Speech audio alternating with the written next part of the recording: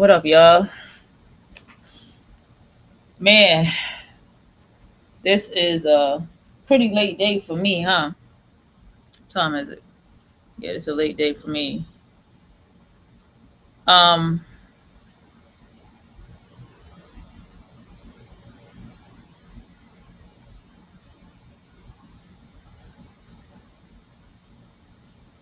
um, yeah, of course I got messages. Yeah. So what happened? I hope y'all received a lot of what that was saying without me having to say it. There is purpose for why you come to spaces like this or any space similar to this to talk, to hear people like me. And a lot of times, if you are people like what is being presented here or following this right here, you're more than likely somebody who is a listener, who knows how to analyze, who knows how to sit back, who knows how to pick up a notebook and take notes and kind of just and make it applicable in your life, right? And that's beautiful. You feel me? That's very beautiful. And so, with that being said,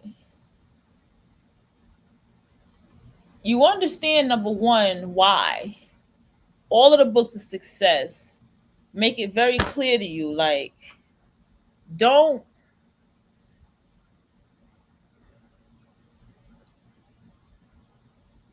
don't be around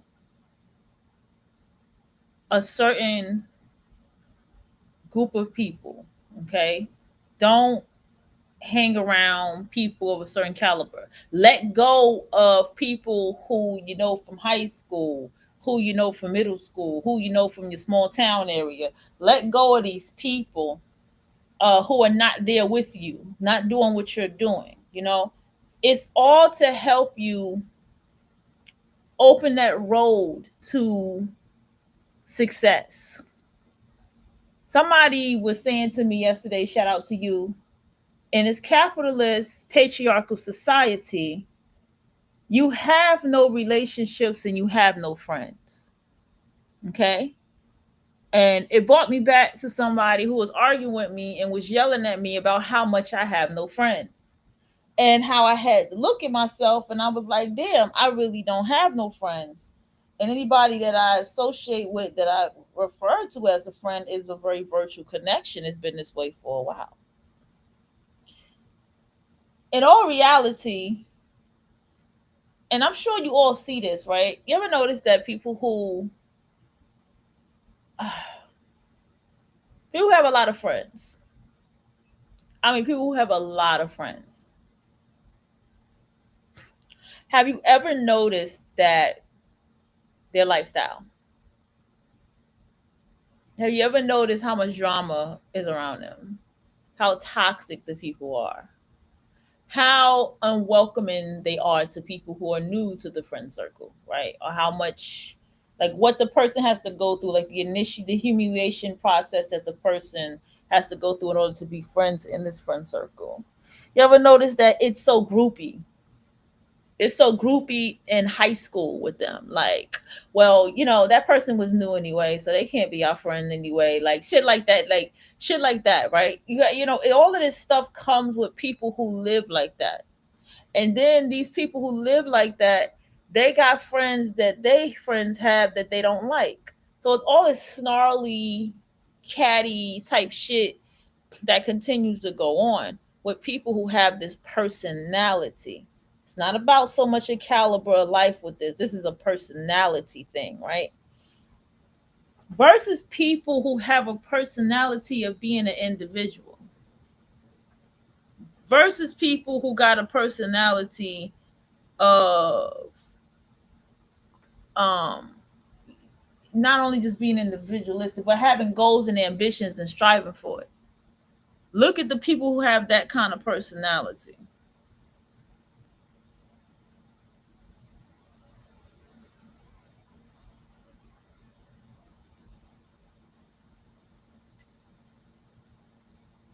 Hold on.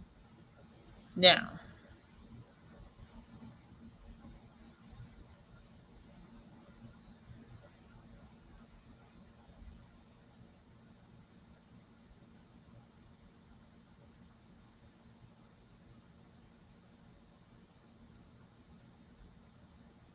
And so look at these people's personality.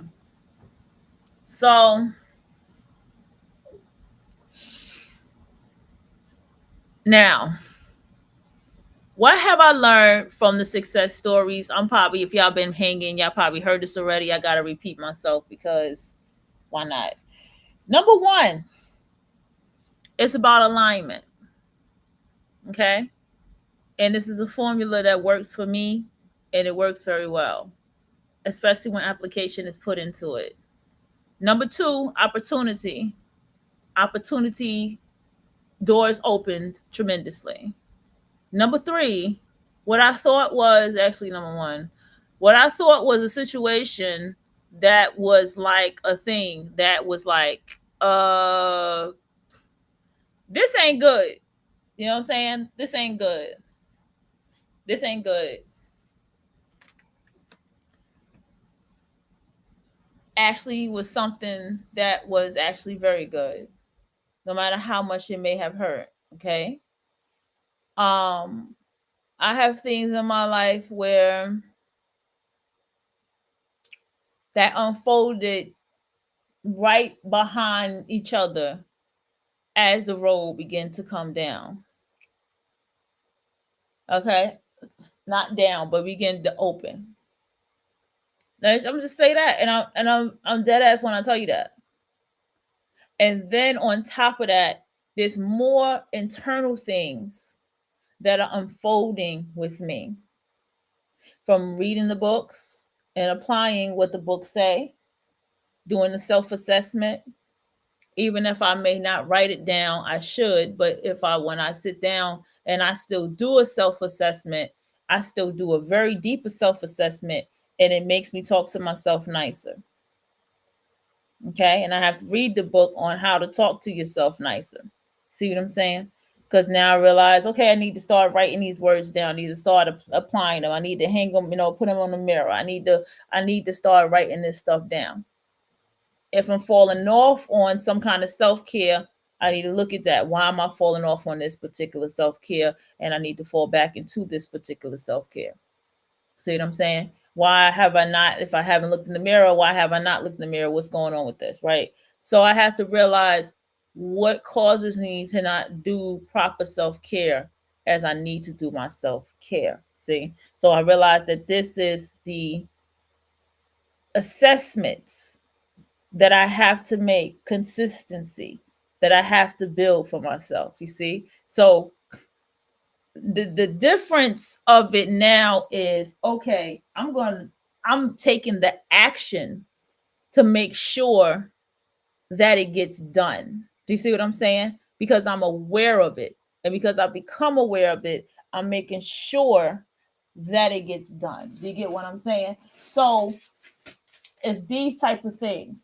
I have things now that I'm doing that is a part of my daily self accomplishments. You feel me? So my daily self accomplishments are key for me as well. See what I'm saying? Uh Everything. Realizing, how do I get emotionally distracted? What do I panic about? What is important to me? What keeps me grounded? And if I feel like that is no longer under my feet, how do I respond to that? How do I respond?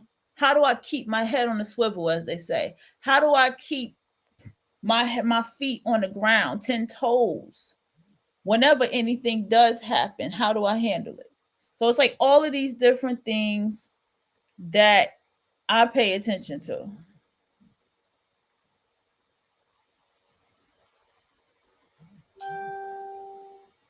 Okay.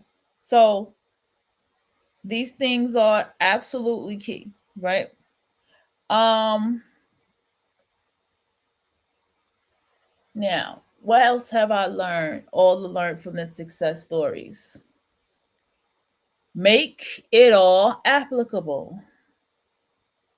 Apply it to your life. Don't take for granted that whoever you're watching is sitting down and talking to you. Okay? Don't take for granted that somebody is sitting down, being interviewed like this, and getting interviewed, getting personal and talking about their personal life, where they come from, and where they are.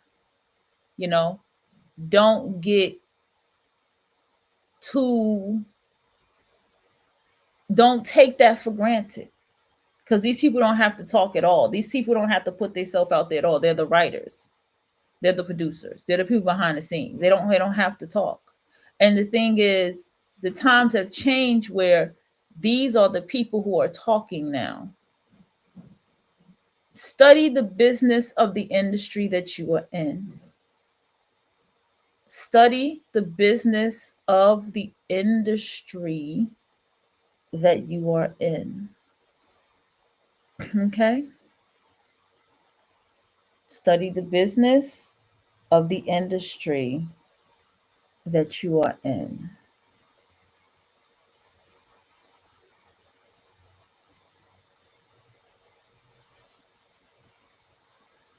Okay? If you can get yourself in school to take a course, something, even if it's a certification, and whatever it is that you need, take it. The definition of a certification changed my life years ago. Okay? And it said, it means that you are a professional in whatever it is that the paper said that you are certified in. That means that you are a professional at what it is. So to have a certification, I hear too much damn noise out my window. New neighbors? Oh shit! I think I got some new neighbors. So to have a certification means that to have a certification means that you are professional at whatever it is that you're certified in. I want to teach you how to have the name brand pocketbook, but it's very small. And not but, just the small name brand pocketbook, no buts. Okay?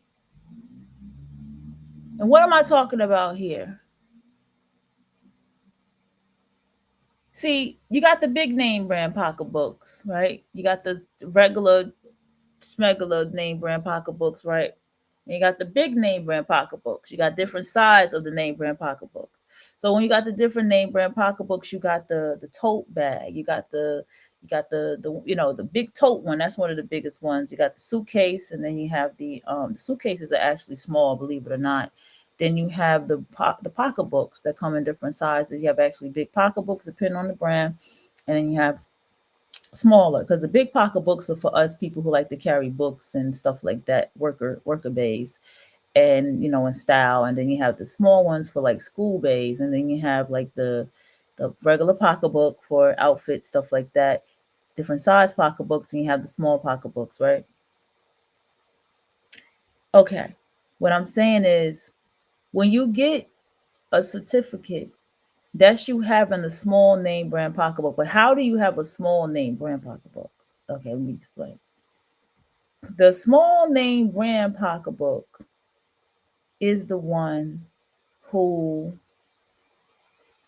is the certification at a certain school. Let's say it's a big school. Let's say it's LA Film. Let's say it's goddamn Savannah, Georgia University's. So no. Let's say it's Savannah, Georgia's University, something, something. Any place that's a university of that state is a big deal. So you go to North Carolina University, Ohio State University, California University, LA University, wherever the fuck you are, okay?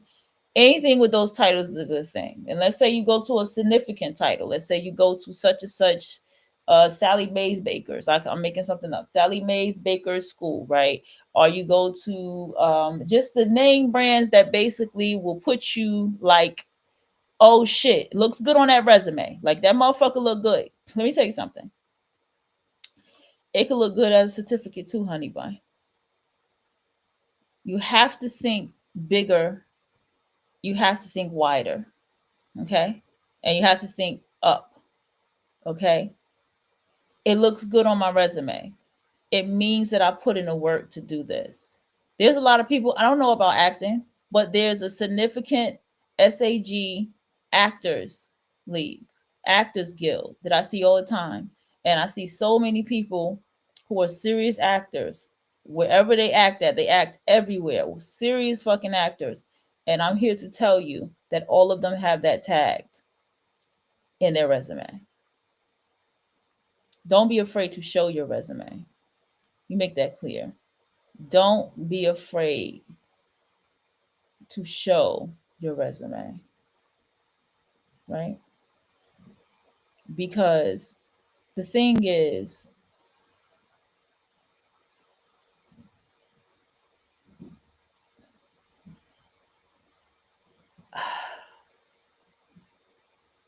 your resume shows people that you are serious about what it is that you do.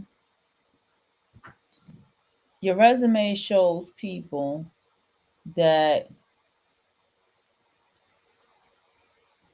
um, that you are serious about what it is that you do, and you take yourself serious. That's the point of the resume. Your resume is the work that you've put into to build everything that you have built. And that's another thing. You will put the work and investment into yourself more as you build yourself up more. When you go out here in this world and you go outside, you won't have time for anything that's not you. When you go outside and you start living life, you're not going to put that energy into that job that you once did. You're still going to do your job. You're still going to remain consistent and you're still going to do your job. But there's a part of you that's not going to do your job the way that you once did. And you need to know something else about this level of alignment. Your changes are going to be noticed whether you think so or not. Okay? The changes that you make in your life will be noticed like a sore thumb, literally.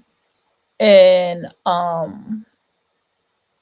because it's going to be noticed like a sore thumb, there's going to be a different response to you while you are at work. And you need to understand that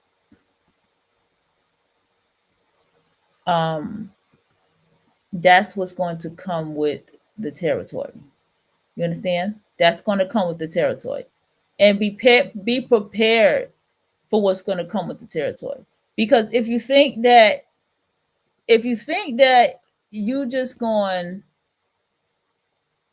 come back to the life that you know and be around these people, co-worker, friends, or whoever it is that you are around when you're making these type of changes vibrationally, it ain't gonna be easy if you can even at all hang around these people. You get what I'm saying?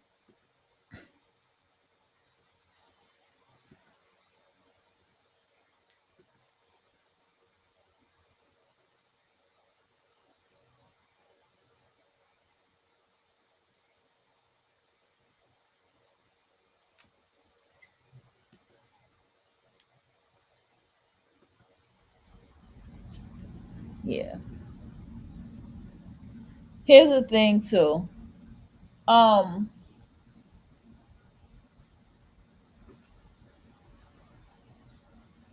if you don't have the hang up, and I'm gonna say this sincerely, indirectly, if you don't have the hang up of wanting to be in a relationship, if you don't have that hang up I do call that a hang up. When you get out here and you talk and you meet people, you're less prone to be distracted. You're very, very less prone to be distracted. And I'm gonna tell you, like, honestly, when you carry yourself a certain way vibrationally, you won't get approached anyway. You really won't. Unless you,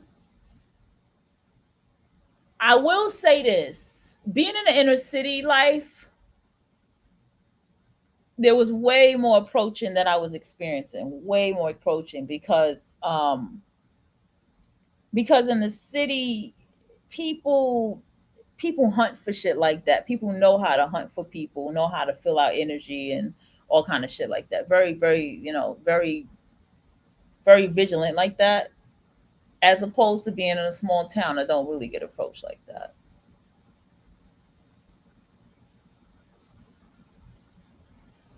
You want to dress in a way, you want to be in a way that's for you.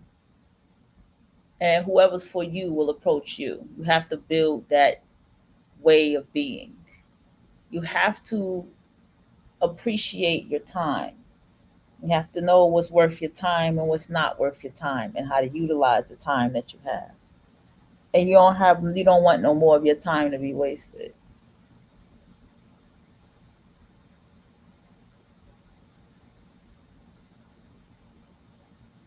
You don't want no more of your time to be wasted. Trust me when I tell you. All right, y'all.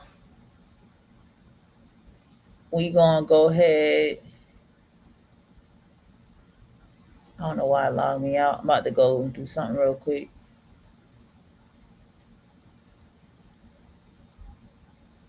The playback speed didn't even make nothing different, bro. As far as our life is like constantly running from someone trying to kill us. Mm-hmm. Here's a new way to show what coming of age can look like when you're brown and you're gay and you're in the hood, you're in Miami and you don't know how to touch or be touched. What masculinity is. Like that to me is what's really exciting. It's like when I can see a voice, no one will never know what my action lines look like except for the reader and the director. I said, whoever this boy was, he must have been special because he seems to make death with people. They're the star. I'm just your tour guide. There's so much going on with all of this, and like your brain must be going a million miles an hour. The art is pure, business is not. I felt like when I was writing that, I felt like Jordan in Game 6, where I was just like going. I can tell when it leaves my fingers, it's going in. I was an assistant on Mara Brock Akil's shows, The Game and Girlfriends, and then she got me a gig working for Gina Prince Bythewood on her film Secret Life of Bees, and I was a PA on Ava's first narrative film, I Will Follow, Ava DuVernay. And I want to write the world that I live in. Yeah. Asked Prince about his relationship with God, and Prince is very clear and adamant, about like that God is the reason, God is the source of everything. God is a constant in all my work. I mean, but I think a big thing, even like in 20s, they go to church and Queen of Slim listens to gospel music because it helps calm him. Like I was raised in the church, led by a Black woman, Southside Chicago, Christ Universal Temple, Johnny Coleman. So me being a young Black girl in Chicago, the minister of my church is a Black woman. She's the founder of the church.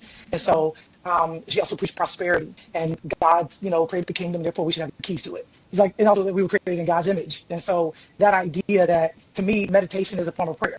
And so my inner voice is God speaking to me because I believe my inner voice is given to me by God. You got to listen. And the world is telling you in every way, shape, or form, don't listen. Don't get quiet. So it's all sort of connected. And I don't separate the two. I'm reading a book right now about Dr. King called A Life.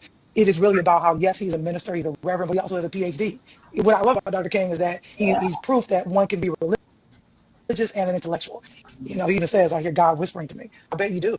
And you want to stay shifting, to choose to be different every day. So for me, there was this moment that God created for me to experience, really had made me question who I was and how I wanted to show up in the world. Kim Whitley. Kim Whitley. And you call her auntie, but it's like literally you treat her like the child. She treats you like the auntie. Correct. We cannot doubt God's timing.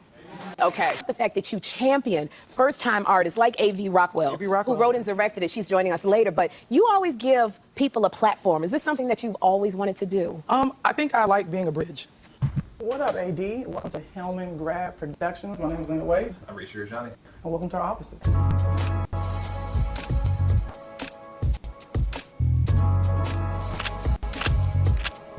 Well, right now we are in the waiting area. I've had to sit in a lot of waiting areas coming up for generals and all that kind of jazz. So we kind of wanted to be a little smooth, a cool vibe. You can relax and just, feel like you're at home. And usually we have a loop of just really cool black cinema, TV moments playing there with some scores. So you have a little ambiance while you're chilling. We have some posters from our projects. And we obviously have a lot of work. This artist's name is Pinda. And then one of our favorite artists, Adrienne Muse, did a lot of panel work on the walls. The Queen Mother, Miss Whitney Houston. I just really wanted to feel warm, to feel warm, to feel cool, to feel modern, and to be colorful. We wanted to feel more like a cool aunt's living room than a waiting area. And this is more. Okay. You will build your environment to yourself, okay? You will build your environment, you will organize your environment to what it needs to be organized to, okay? You will tighten up yourself for whatever it is that you need to get done to accomplish these goals and whatever it needs for you to build and have more stuff organized around you. You will want less things to do that takes away time from the things that you want to do. Do you understand? So whatever task in the house needs to be done, whatever task as a whole needs to be done, it will be put to the side, organized, okay, circled, highlighted, sticky note, this need to be done, this need to be reminded, make sure this get done, let's look at the calendar. You bring more organization, and see, I'm learning this, like, you bring more organization into your life for making time for what you want to make time for in your life. So that phone gets put to the side, right? Or that phone ringer is on from a certain time to a certain time and it's off at a certain time, right? And all these different things.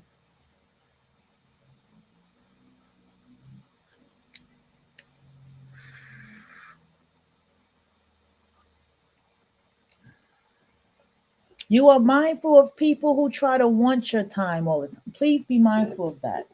Remember we talked about the fake friend? The fake friend always wants your time. Be mindful of people who want your time. You have to build it for yourself to have a compass of what you want to make time for. Okay? I had a situation in my personal world that sort of put me in a space of talking to myself and facing the reality of everything and facing to the reality of a certain situation. And realizing like, okay, this is what this is. And when I realized that this is what this is, I just let go, right? I just let go. And I didn't like let go in the sense of like it was like cold turkey, but something in me just started just energetically letting go because I had to face the reality of what it is. And because I had to face that reality and move forward into my life, you know what I'm saying?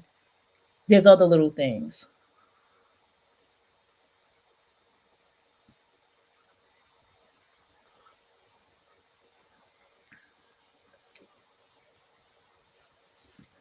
I also feel like I started to recognize that what's important to me, what I find important, and what I find important to put into my time, who I put into my time, how I put them into my time. You get what I'm saying? I also discovered how what's important as far as,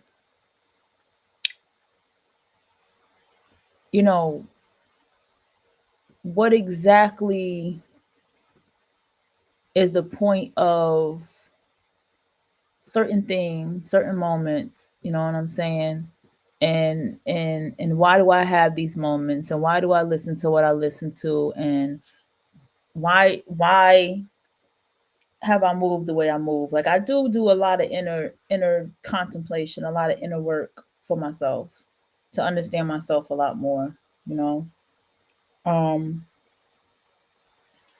And it's good. It's a good way to start. It's a very good way to start. Why do I think about the people I think about? Yeah, I think about that too. Why do I think about the people that I think about? Why do those people cross my mind? Why do I dream and then I see these people in my dreams? Like, what is the you know what is the reason? Um, damn, that's funny because that's exactly what the playlist was last night. All of these different things. I think this deeply, and then I can pull myself out of it. Why do I do the things I do? If there's things I didn't want to do, but I did it anyway, why did I do it anyway? And was it worth it? Anytime I didn't say no, well, why didn't I say no? See what I'm saying? It's all these different kind of things that I started to realize is a problem. See what I'm saying?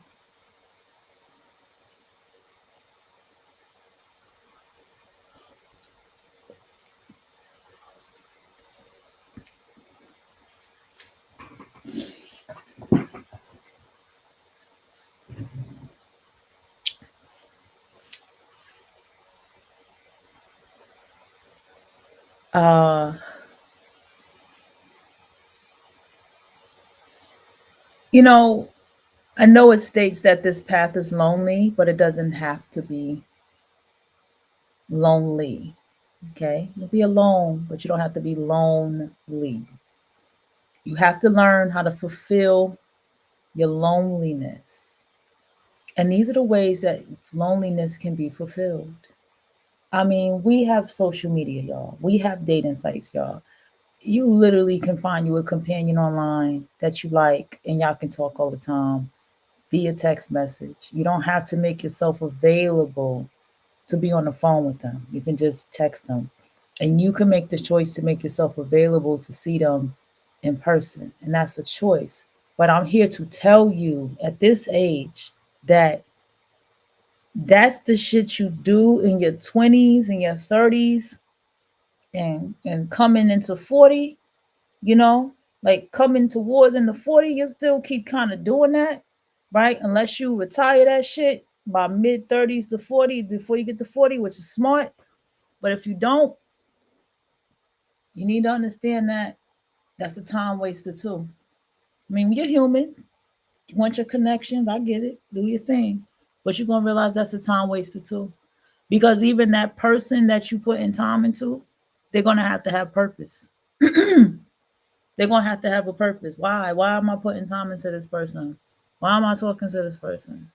What's significant about this person that that I need to talk to them to this capacity or this much? What is this person always talking about?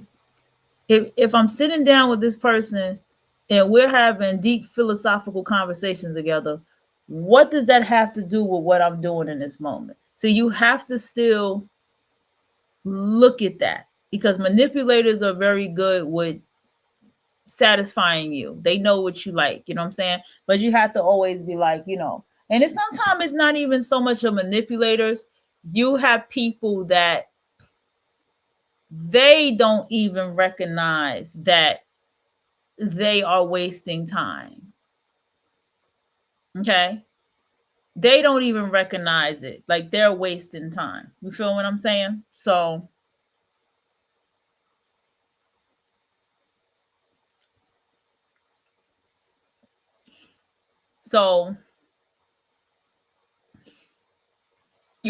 that's why you have to know when you're wasting time, because it's not about them, it's about you, right? You have to also take notice when you are neglecting things that shouldn't be neglected. You have to take notice when you are not putting yourself first the way you need to. You got to take notice when you're falling out of your routine. It's okay. Now I'm sipping tea. I'm starting the day very slow. And I got plans. You feel me? And I got all these different things that I'm doing, right? And still, I'm getting up and I got things that I'm going to still do because I'm still in my writing area. as I talk to you. But there's still things that I have to get done, and I know I got to get them done, right? But I'm starting my day slow before I do it, because that's as much as my body can take. But things will get done. If I have to go back to sleep, then I'll go back to sleep, but more than likely I won't. See what I'm saying?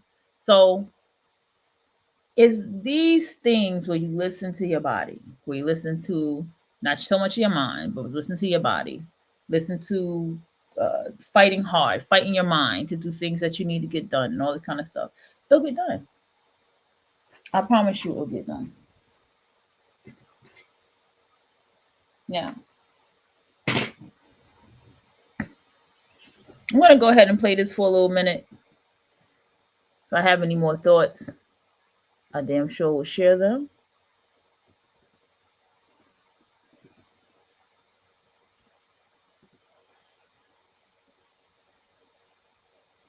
And I want to play this interview with Lena and the Blythe lady. To that. Yeah.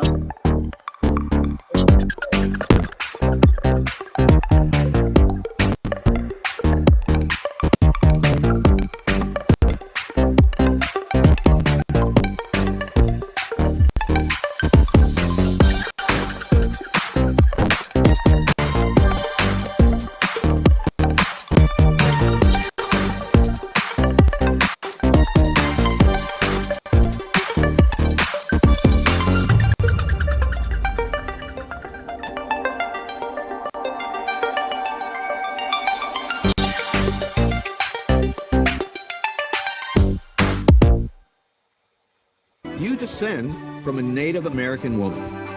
What? Archives of Christchurch, we discovered a slave register from the year 1817, indicating that Lena's fourth great-grandfather, Primus, was a human property of someone with a very familiar name.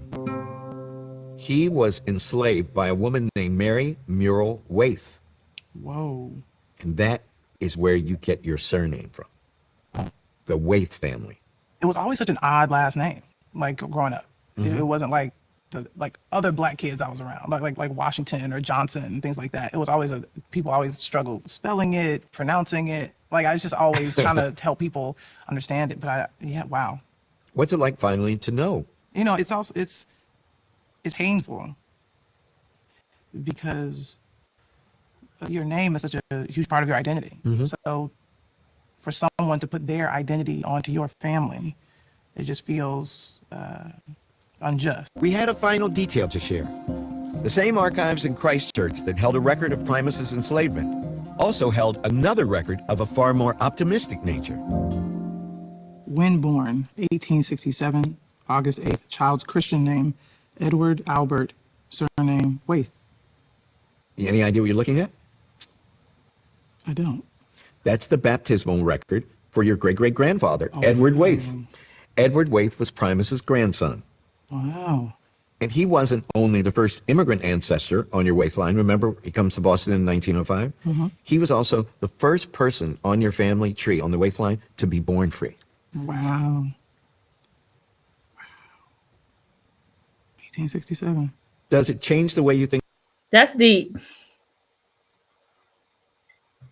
Could that be a part of our ancestry, those of us that have this mentality of being free, being LGBTQ, being, all of this stuff, being the trendsetters and the trailblazers and making choices, making brave choices for our lives, dedicating our lives to what we want to do, putting our best into our children, whatever it may be that we do.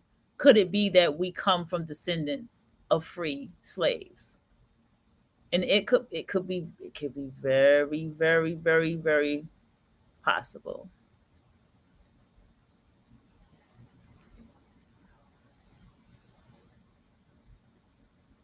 What is this? I'm gonna go ahead and play this. This is somebody that she had worked for. Yeah. Reggie Rock. Reggie Rock. He just said to me, "What is your movie?" And I thought about it. I said, it's a love story set in the world of basketball. right. And then that made the decision, well, you got to go with the actor. But even though I made that decision throughout the entire filming, I never knew I made the right decision. It's not and I are great friends now. But during. But during, What's up? she felt that. And as a new director, I learned a lot about it's your job to make your actors feel safe enough to give you everything. And I was giving off a vibe of, I don't know. Did I make a mistake? Like her acting was dope. And we kind of pushed all the basketball towards the back. But I had this dread of what is going to happen when we start shooting the basketball. I made her cry. We were right before filming.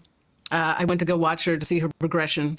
And I was like, fuck. Not impressed. Not impressed at all. And scared. I looked at her. I'm like, this basketball, you have to take it everywhere. You got to dribble wherever you go. I need you against the driveway, like doing passes, 100 a day. I need you to live and breathe this. I suddenly see her face start to crumple.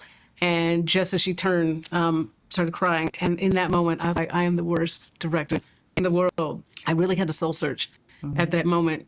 And I called her and apologized and did my best to say, I believe in you. And I was wrong in that moment. And I just, want what's best for the film and for you. And she accepted the apology. But there was a little friction, but she was never unprofessional. She was great. I learned so much from her and working with her and the role of a director and the importance of trust between you two. She has to trust me. And it took me a while to get to that point. And then me in the editing room, watching her performance every day and going, oh my God, she was doing all this.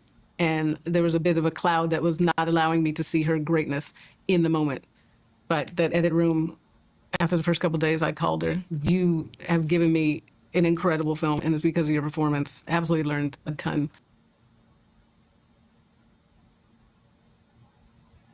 We need stories. We need stories to understand ourselves. We are the only creature that does this unusual thing of telling each other stories. Listen to his masterclass and let me fucking tell you how much I fell asleep, y'all. Okay. To come together and to reach. Super scary for me. What part of you did you leave out of Love and Basketball? Oh, damn. Never been asked that in my entire life. First time that you showed me your script. Super scary for me because, is this going to end our friendship? Super scary for you. It sucks. How do you think I feel? Giving a woman to rate Love and Basketball on her first go, a script. This industry is exponentially harder for us. There is no denying that. You have to outwork everybody. And not everybody is built for that. Legacy, oh, legacy. One, thank you so much for sitting down talking to me. Always. When I was your assistant many moons ago, I don't know how long ago, we got the bee, Secret Life of Bees. Got it tatted, okay? When I would talk to people about you, I would say, Gina Prince Bythewood. And they would kind of go, Love and Basketball. Oh, yeah. I ended up saying Love and Basketball as many times as I would say your name. Mm-hmm. Of course, I watched Love and Basketball again this weekend as I prep for this. It's also really interesting to watch it again as a 40-year-old. I know. You're 40? I'm 40 now. Shit. First time I saw it, I was a teenager. Damn, you got to do Kevin Hart, Don Cheadle. And obviously I see so many more things and just understand just how significant the movie is. And as a person who is telling stories and making media myself, I'm bowled over by it. My first question for you is, do you ever get sick of talking about Love and Basketball? Hell no. No, it's an amazing thing. People still want to watch it. The people want to talk about it. The people are discovering it. It's surreal. And it's funny because... Oh, I heard that the Gen Zs is dragging Love and Basketball. But you know me, we're going to probably go peep over there and see what they got to say about the movie. Because, this is a mammy. This is a Gen Xer. Excuse me. Let me not be... Let me relax. I'm just saying this is a Gen Xer. You know what I'm saying? And so Gen Z got a lot to say. I'll find that in a minute. As people do, they come up, I'm sorry, I know you're probably sick of this. And I tell them I will never be tired or sick of somebody telling me that the work moves them. I'm able to walk in a room having that with me, and it allows me to, be bolder, be more courageous because people associate that with me. I think watching it now, knowing you, it's such a different experience for me. There's so much of you in the movie. There's so much of your DNA in it. And it made me wonder, what part of you did you leave out of Love and Basketball? Oh, damn. What did I leave out? I've never been asked that in my entire life. I don't think I did. I think, I often say that your first film should tell the world who you are. Yeah. And it should be a film only you can tell. Honestly, when I was writing it, because it's a personal story, that was my fear. Like, who's going to give a shit about a little black girl who wants to be in the NBA? Like, who's going to watch that? And who am I to believe that my story deserves a platform like a movie? Like, that's that constant self-talk that you have to do. It's an amazing thing to be able to do that, to use it as therapy, but also to put so much personal things in there when you've spent so much of your life feeling like you were wrong, something was wrong with you, to then people embrace. That's, I think, the most amazing thing, and why that people's embrace of the film is so special, because I didn't feel like that growing up. I was thinking about that. I said, I wonder, because the movie is now in the Library of Congress, which means it'll be. Okay, we're gonna look at the whole success thing. We is okay, but give me a moment. I done seen some shit, and I feel like hold on. I'm curious because I know a lot of people had the same thing, like Love Jones and all this and that. Because I have to make it a comment after I watch these for a little few seconds, and we're gonna get back to our regular schedule program in a minute. So what y'all are telling me is that the bar is in hell. That's interesting.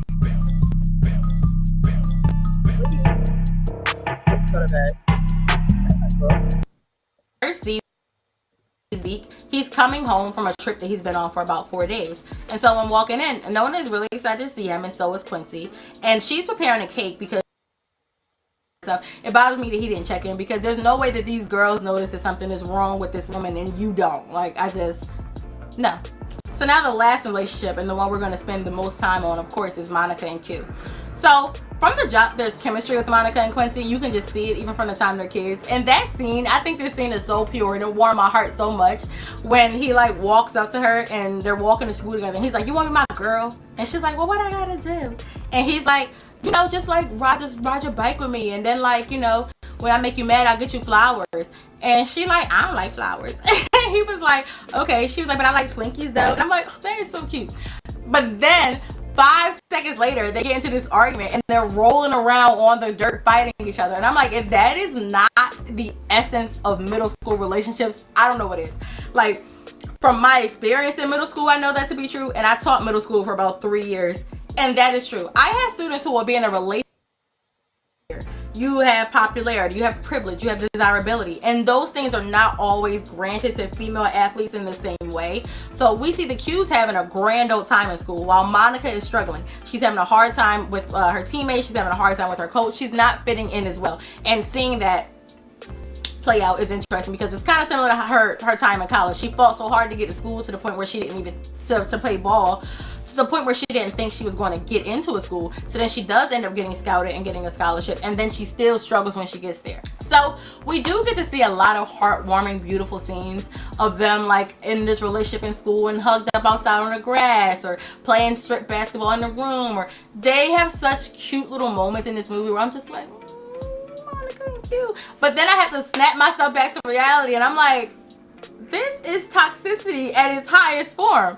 And it's just like, we're gonna get into it. I'm getting ahead of myself. I'm getting ahead of myself. So Q's world falls apart when his dad makes a revelation. Well, not even that his dad makes the revelation, because as I said before, his dad lies. When he sees the pictures that his mom has of his dad cheating, his world falls apart. And you can just tell it's like,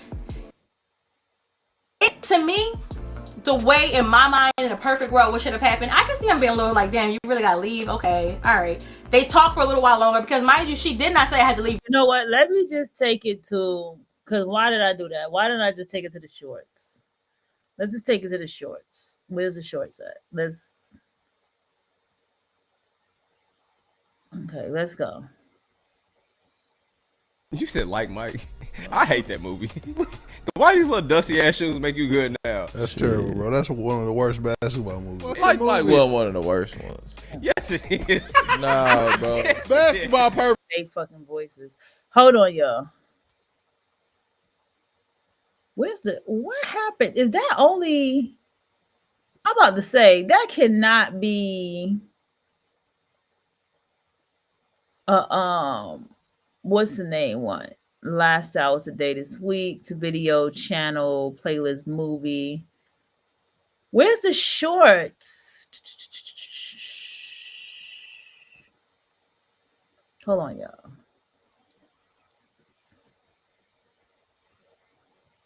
Okay, this is a video.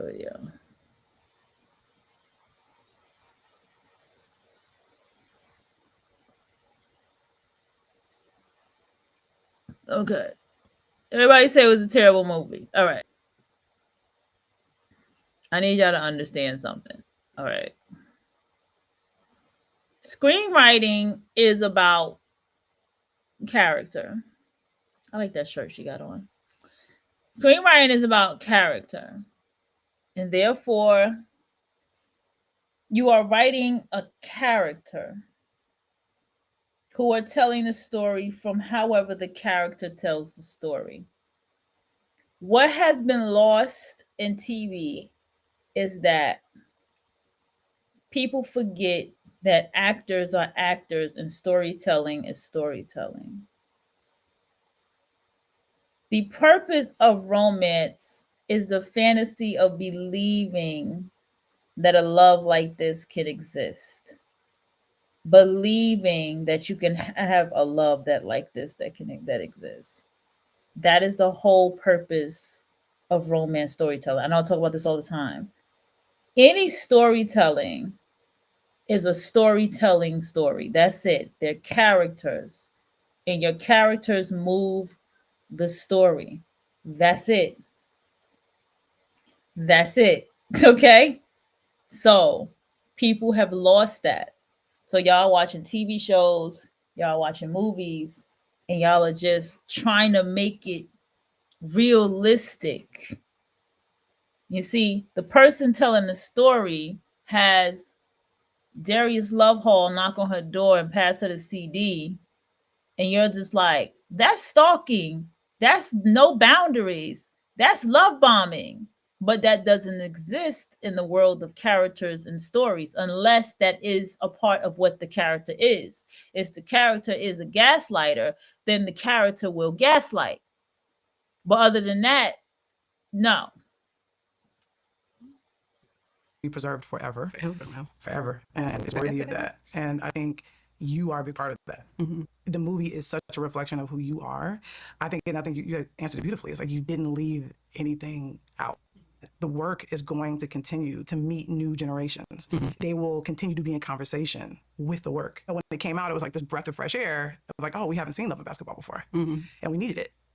And now it feels almost like, oh, that's what you needed then. And now I'm still in conversation with it now. Mm-hmm. It's a tribute to you that people kind of are like, what is this? And we want to keep watching it. Two people I do want to also add into the conversation. Well, certainly Reggie Rock. Yes, Reggie Rock Bythewood. Yeah, who, we were dating at the time that was writing that. To have somebody believe in it as much as I did, and that person to, when you're on the floor curled up, because nobody wants to tell the story. Right. To have that person that still believes, that was an amazing thing. Yes. And then my cast, I feel like lightning in a bottle. Omar and Sanaa, there was something about their chemistry that just ignited in that film and has endured. There's 3 women actually I want to talk about because they're sort of a really beautiful trifecta in Love and Basketball, and they continue to show up throughout the rest of your career, truly. And one of those women is Sanaa Lathan.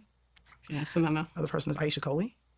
Yeah. And last but not least, Terrell Shropshire, yes, who I know best. Yes. Those 3. Spent a lot of time with her. So I want to start with Aisha, if that's okay, because we're super excited that the Academy is finally going to start recognizing casting directors. That was your first time working with Aisha Coley, is that right? Yep. And it is a partnership in our industry that isn't highlighted enough. It is not. And I think a big part of that is because as I was watching your films and all that kind of stuff was starting with the first one, the flagship movie, what you two did with that cast is something that I think should be studied and spoken about. And that's a big reason why we want to have these conversations, because we want this conversation to be something that people can look back at and know what you and Aisha did. You sort of launched not just careers, but really a community of Black actors that would set the tone for other filmmakers to cast them and to give them permission to put them on screen again and again and again and again. So just want to give you two your flowers for getting there, finding these stars, and giving us all a beautiful palette of actors to watch and grow over time. That being said, what should a relationship between director and casting director look like? Well, foremost, I love that you're highlighting her because she's done every single one of my films, every single one of my TV shows. Yes. It's been a 30-year relationship. And honestly, I feel like you're the first person that's ever asked me about our collaboration. You know, there's those first calls that you go, and it's kind of simultaneous. I call Terry and I call Aisha. Right. It's just a given. I was aware of Aisha because she had been working on Spike's film and all the people that he has discovered and launched. Well, where does that come from? Came from Aisha. So I think she was coming off of Clockers, which I'd been fascinated about the casting of Mekhi Phifer. And so she came aboard, and as your first film, everything is so new. And I knew I wanted Alfre, and I knew I wanted Omar. Wow. And then I knew I wanted a discovery for Monica. Aisha, like we did such a, like, I'm saying worldwide, but you know, American search for Monica to try and find her, and she was so creative. What about Serena Williams? What about Marion Jones? Wow. Like let's think outside the box. Yeah. I'm smiling because I'm working with her now, and A big one. a big one. But as you know, being late is a big Oh my God. deal. I'm mad I didn't beat you here today. She learned on that one. Like if an actor was 2-3 minutes late, You're done. I'm done. Bye. It's done. But she has helped me grow. Like it's okay. Like it's not a reflection of them or their work ethic or their respect for me. I love Aisha telling you, okay, look, Angela Bassett was running, look, there was traffic. Literally, Okay. I was telling you, there were a couple of very big actors. I was like, so she has been very helpful Nice. in that, but she's brilliant at what she does. Okay, let's talk a little bit about Sanaa. I know it was very difficult to land on your Monica, as it should be. And I get that because I've had to cast somebody, you know, that's a bit of a reflection of myself as well. And we're hard on ourselves. So we're really going to be hard on the person who has to play a version of us. Yes. Not easy. How did you guys go about finding the Sanaa Lathan? Well, it started at the very beginning. I told myself and then told Aisha I would never cast a non-athlete in this role. If the basketball's whack, it's going to set female athletes back years. That was the pressure I had I've on been me. hearing this forever, but yes, it's like I've heard it for the first time. Set us back. It set us way back. But one of my producers, Spike, was like, yeah, you got to cast an athlete. So going through the process, though, I did say, let me just open it up. But part of the audition, you're going to read the lines. And then if you get past that point, then you're going to get on the court. It's funny how many women lied. I can play. And then I'd get them on the court. You're not going to fake. Can't fool you. Can't fool me. And so that was also disheartening. I did open it up. That's when Sanaa came in. This show is sponsored by BetterHelp. This month, I'm focusing on the people in my life who always have my back, like my incredible friends and chosen family. But it's just as important to turn that gratitude inward and recognize the effort we put into our own lives every day. Taking time for self-care isn't always easy, but making your mental health a priority is one of the best ways to show yourself some kindness. That's where BetterHelp can make a difference. Therapy offers a chance to slow down, reflect, and give yourself the care you deserve. I know reaching out can feel intimidating, like we're supposed to handle everything on our own, but you don't have to. Therapy isn't about having all the answers. It's about connecting with someone who can help you gain perspective and build tools to navigate life's ups and downs. BetterHelp makes it easy to find a therapist who fits your needs, wherever you are. It's okay to ask for help. In fact, choosing to focus on your mental well-being is one of the most important ways to show yourself appreciation. Let the gratitude flow with BetterHelp. Visit BetterHelp.com/LegacyTalk today to get 10% off your first month. That's BetterHelp, HELP.com/LegacyTalk. Sanaa's audition was great. Had such good chemistry with Omar. There's just no denying it. She had never touched a ball in her life. It's like that's a movie in itself. It is. Like the actress being perfect. Like perfect. In every way. The one thing Sanaa had is she looked the part. Like she's 5'8". She looks like an athlete. I couldn't get her performance out of my head. She got a friend to help her with basketball. I've heard the director's commentary. Okay. So she was working on her own to try and prove that she could learn. Which is also amazing. No guarantee of a role. Yeah, she set the tone for everybody that I choose now. And then it came down to Reggie Rock. Reggie Rock. He just said to me, "What is your movie?" And I thought about it. I said, it's a love story set in the world of basketball. That's right. And then that made the decision, well, you got to go with the actor. But even though I made that decision throughout the entire filming, I never knew I made the right decision. Sanaa and I are great friends now. But during, she felt that. And as a new director. All right, so this is a woman that Lena Waithe was a personal assistant to. Okay. She was her personal assistant. This is the woman that she started her path with. This is the same person, was it her or the mirror lady, that was telling her she wasn't ready to be in the writer's room? We at the top of the hour. This is the woman she talks about a lot.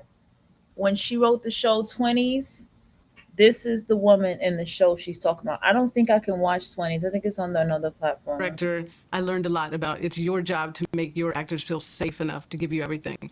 And I was giving off a vibe of, I don't know. Did I make a mistake? Like, her acting was dope. And we kind of pushed all the basketball towards the back. But I had this dread of what is going to happen when we start shooting the basketball. I made her cry. We were right before filming.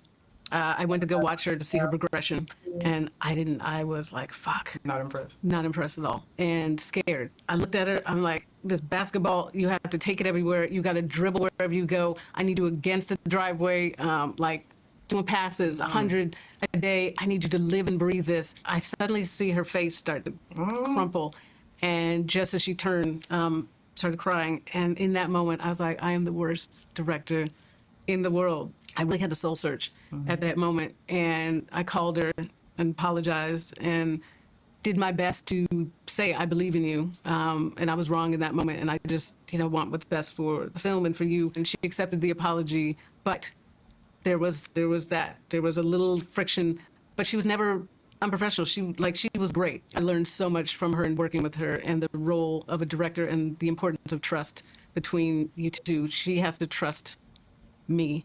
And it took me a while to get to that point. And then me in the editing room, watching her performance every day and going, oh my God, she was doing all this. And there was a bit of a cloud that was not allowing me to see her greatness in the moment. But that edit room, after the first couple of days, I called her. You have given me an incredible film, and it's because of your performance. Absolutely learned a ton. That's amazing. It's beautiful. Speaking of the editing room, can we go in there right quick? Look at that transition. Terry Lynn Shropshire. Terry. We all say Terry. That is where you start painting, really, and you're doing it with someone else. How was that first experience working with Terry, and what is that relationship like, the director and their editor? So I do have to start the story at the beginning, which is me hiring her. Okay, because, again, first-time director, I have to get an editor that has done this a ton of times and done it at a high level. I cannot express. I think more than any other role on a film, a good editor can protect you or make your footage better. A bad editor can take great footage and kill your film. So I thought that. So I was looking at people with huge resumes, and just reality of our industry, they were all white men. But Terry had done Eve's Bayou, and Spike had suggested her to meet. I loved Eve's Bayou. That film made me realize, we can do films on an Oscar level. That was like the first. So I met with Terry. I would like I like to jump in for a minute. I want to give you guys a taste of Eve's Bayou, because I have noticed that there are movies that Black people tend to tell people to watch. And for me, I get kind of concerned. I do. I get concerned about Black people, okay, when they want us to watch certain movies. They're smiling at Eve's Bayou, okay, but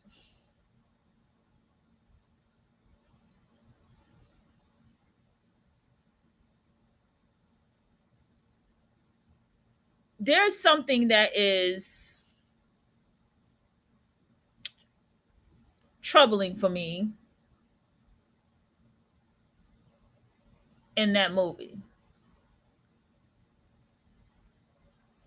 Okay.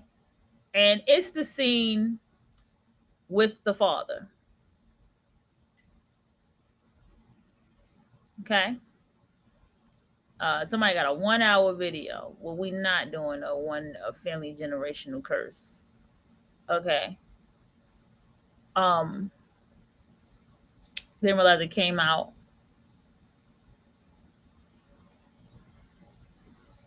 It came out in 1997. Oh, we're not doing this. Okay, I like these guys who like don't come from the culture. Their name is Cinepals, and they watch a lot of black movies. And I like how they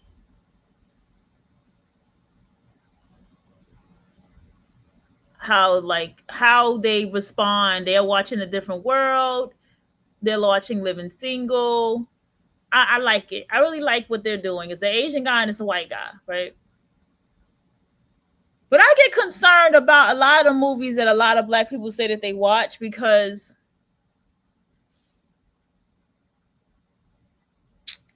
it's always some molestation going on. It's always some rape going on. I something about that bothers me about black people. Like, I don't know about you, but that shit bothers me. Like, I hate that somebody told me to go watch Mississippi Dam. Do you know I watched Mississippi Dam and I told somebody else not to watch that shit? I watched Mississippi Dam and I told somebody else, don't watch that movie. And somebody said, somebody else told me not to watch that movie. I said, no, you're going to be fucking traumatized. Do not fucking watch that movie. And I'm pissed off to this day that somebody even recommended that I watch that fucking movie. That movie, the thing about it, I understand storytelling, right? I do. I understand what storytelling is.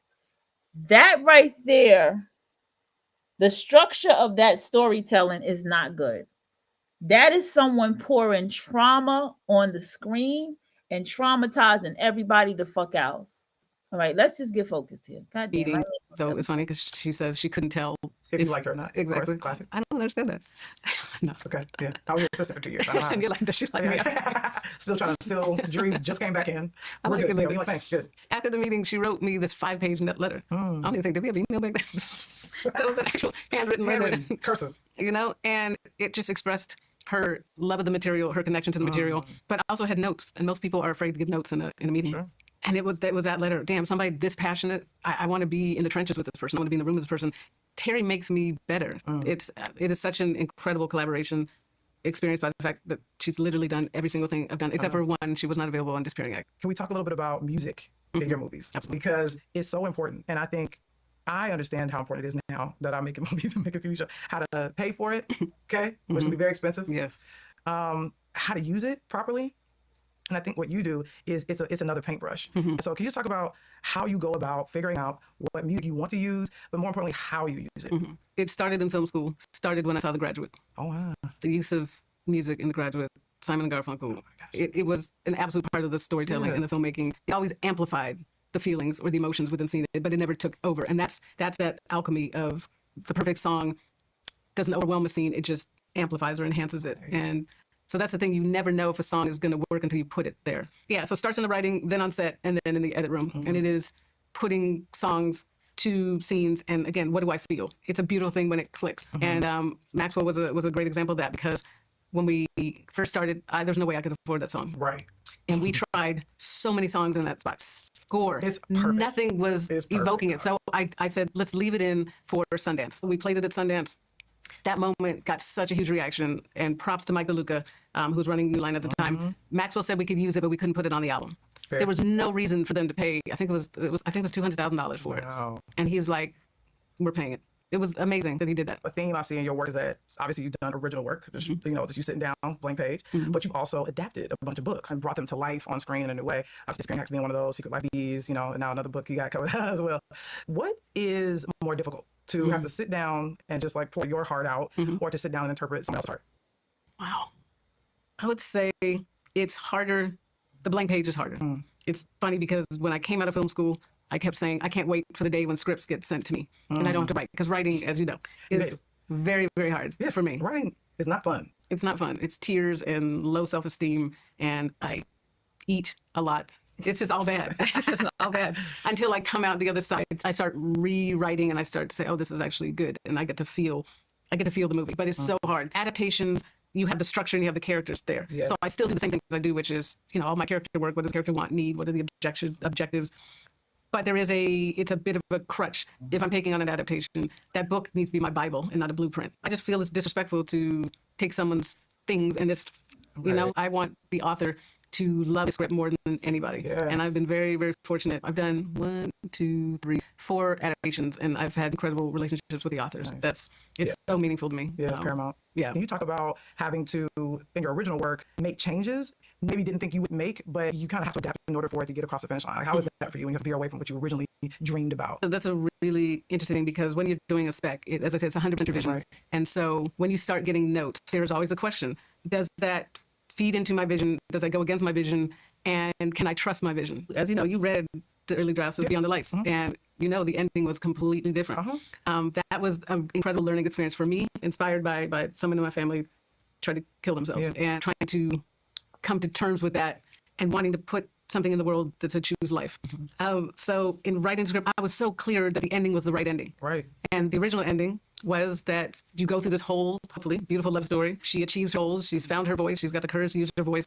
At the very end, cut back to the balcony where she tried to kill herself, and her hand slips out of Cass's hand, and she falls to her death. That to me, I think is so fascinating. And obviously I got a chance to be there for a little bit of that experience. And so those memories came flooding back. But I went back further when we were still working on Secret Life of Bees and you were ideating. And I also want to talk to you about that because you are a person that likes to do one thing at a time. That's it. You are a person that has a lot of ideas going through your head. You know, even though, yes, you were in the post process for Secret Life of Bees, you were also excited about and revved up about what would ultimately become Beyond the Lights. Was that new for you, or was that kind of how you normally work, where you're like, okay, I'm coming on these last laps on this one.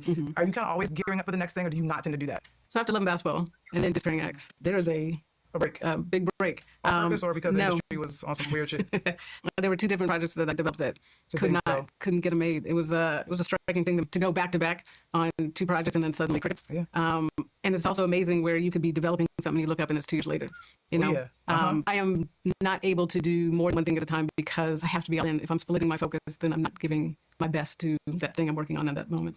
I want to get into some themes that come up a lot in your work. What themes do you feel like you've explored enough that you don't feel like you need to keep tapping into? And what are some themes that you're going to explore, you think, in some of your upcoming work? You know, I feel like each film I've done, I've chosen because I needed to deal with something in my life, and it was speaking to that. I do think that there is a thematic connection to my work, certainly with Black women, and amplifying our voices, showing complex characters, showing humanity. I hope in my work that I'm also showing the connection and the necessity of Black men and Black women as a collective. I don't know what the next is. Each film is allowing me to continue to heal myself from a lot of shit. That is the theme that I come back to the most. That's it.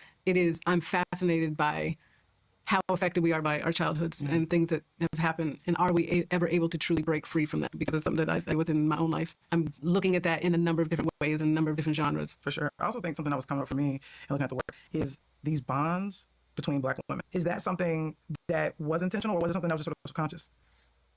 I think it was probably started subconsciously, and now it's become a conscious thing of putting sisterhood up on screen. I think Life of Bees, Love and Basketball, The Woman King. Like so often, Black women are not exalted. We don't see our humanity, the full breadth of our humanity, certainly in up on screen and on TV. So to be able to do that and also show our connectivity, I think is really important. The more we see it, the more we can want to embody that, be inspired by that, aspire to be like that. Look what's happening in this moment with Kamala. I mean, it's beautiful, and it is.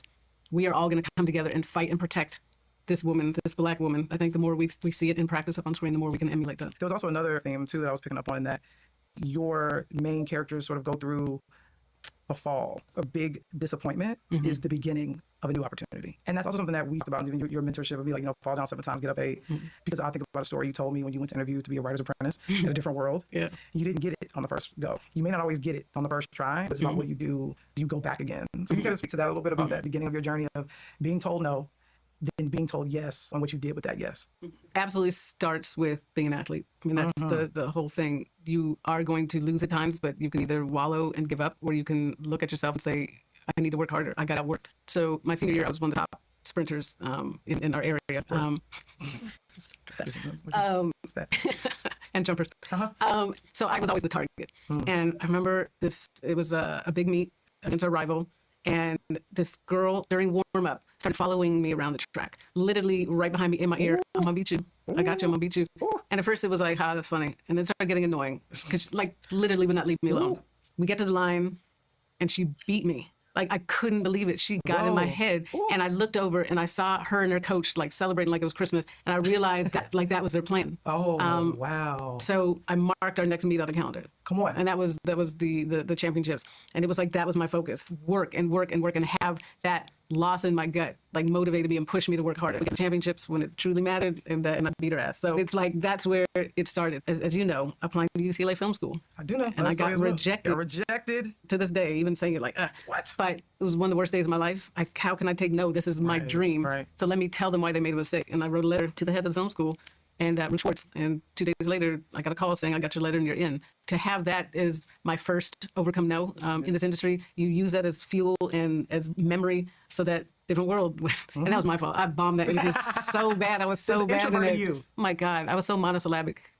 But shout out to Yvette Lee Bowser, though. Yvette Lee Bowser got me in the room. Susan Fels Hill. Shout out to Susan Fels Hill. Love her. Debbie Allen. Shout out to Debbie Allen. She's going to be sitting in that chair soon. I fucked up. So how do I fix it? How do I get back? Because this is my dream. So I think part of it is also, if you're passionate about what you do in this industry, if you're passionate, it gets you up off the floor. It fuels your fight. How do you think the business has changed for the better since you've been in it?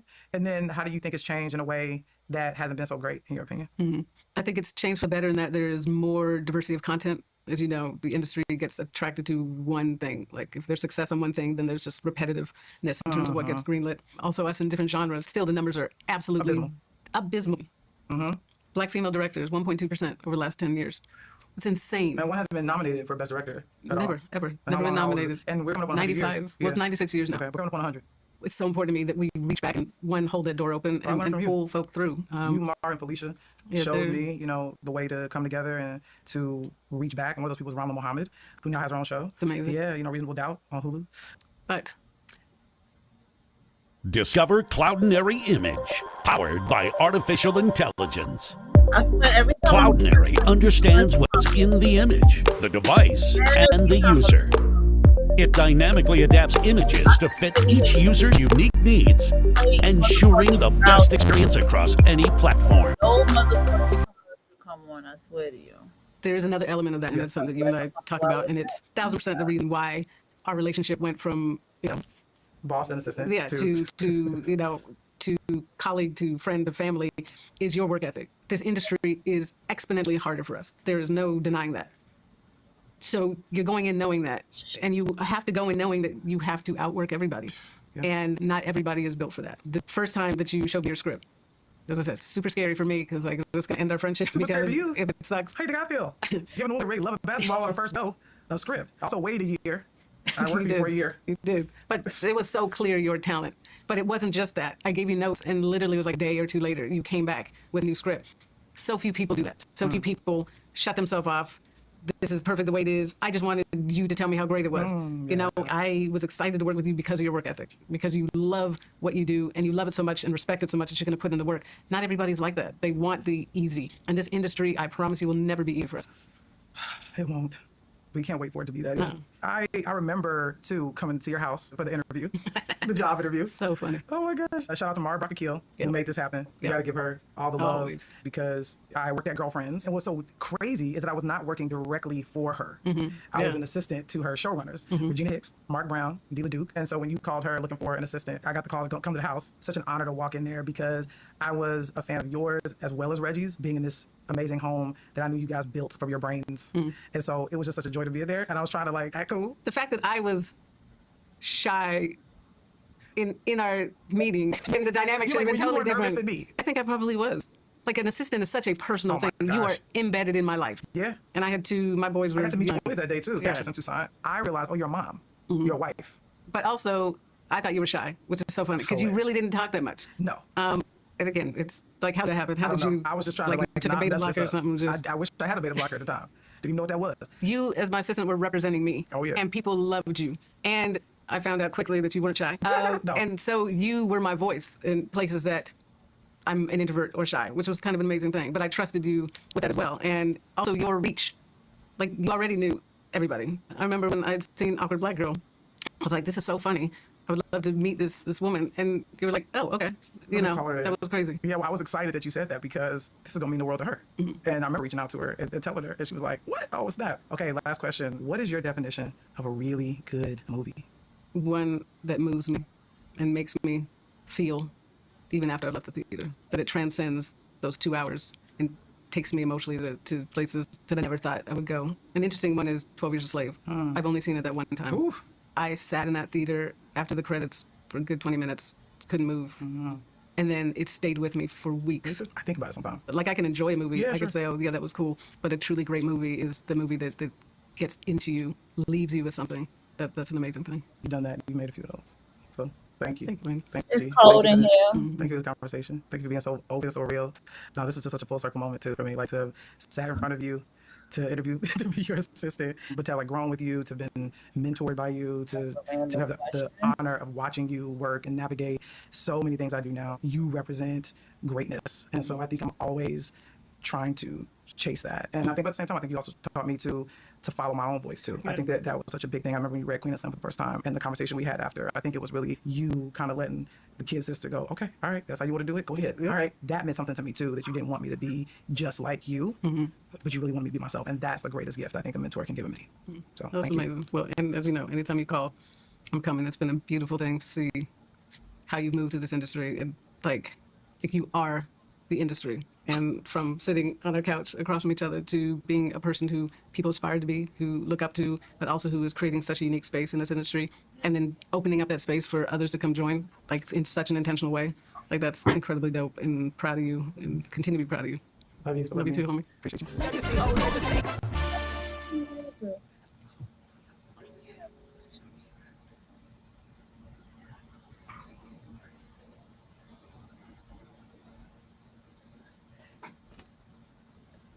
With the world in chaos, what's really needed is someone to finally make sense of human seemingly mad behavior, which is actually what Australian biologist Jeremy Griffith, who I consider to be the newest Charles Darwin, 1 second, y'all. has done in this incredible interview. His world-saving breakthrough. Who is this? I was pitching my butt off. Okay, so here's the woman that she was talking about, Mary Brock. And I'll come in a minute, y'all. So you can imagine, I'm just blindsided, and I had to ask him. I said, "Ralph, I'm sorry, are you looking for me a job?" She's like, That was moving fast. "Yes, Bar." I was like, Beautiful spaces. Yes. Beautiful people. Yes. Dealing with some ugly shit. "Okay, come on, Brandis." That's what I want for us as people. I want our neighborhoods to be beautified. I want our homes to be organized. She said to me that I was her angel. I mean, I'm done. I'm so happy to sit down with you today to talk about your career, your process. Thank you for caring. Yeah. I care so much. I know. I care so much. I know. I really always appreciate how you shout me out, how you reach out personally, and our own relationship for each other. It's part of the fun, and it's also part of the need. So I thank you. Well, look, I'm not here without you, which is a real sentence. It's a real statement. And with you, I'm going to start at the beginning. Okay. Your first job, which is a show called South Central.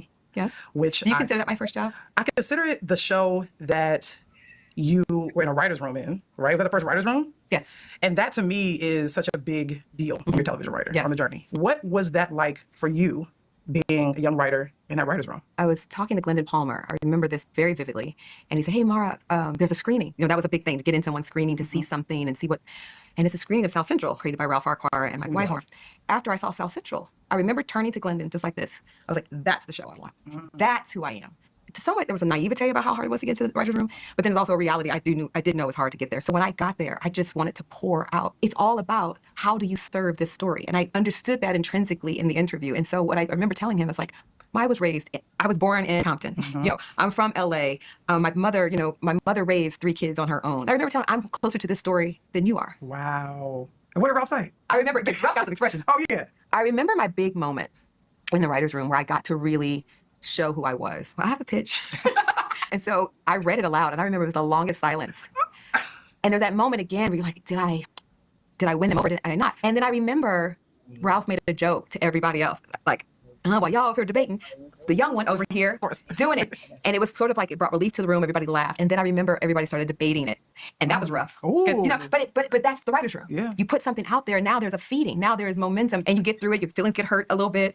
I remember Gina's in the room. I'm like, I thought we were friends. Why are you here? The writer's room is sculpting. Yeah. And so we sculpted it. And at the end of the day, I would say I remember feeling like 40 to 50% of what I wrote maybe 6. It made it. Wow. I'm so proud of like most of those words were mine. Clearly gave you confidence. You were held up in a way that Ralph does. Completely supported. Because he's such a father figure. Oh. That, he doesn't even know I need. And still so in it. In it. He's not checked out one iota. He pushing me. Yeah, yes. I said, do better. Okay.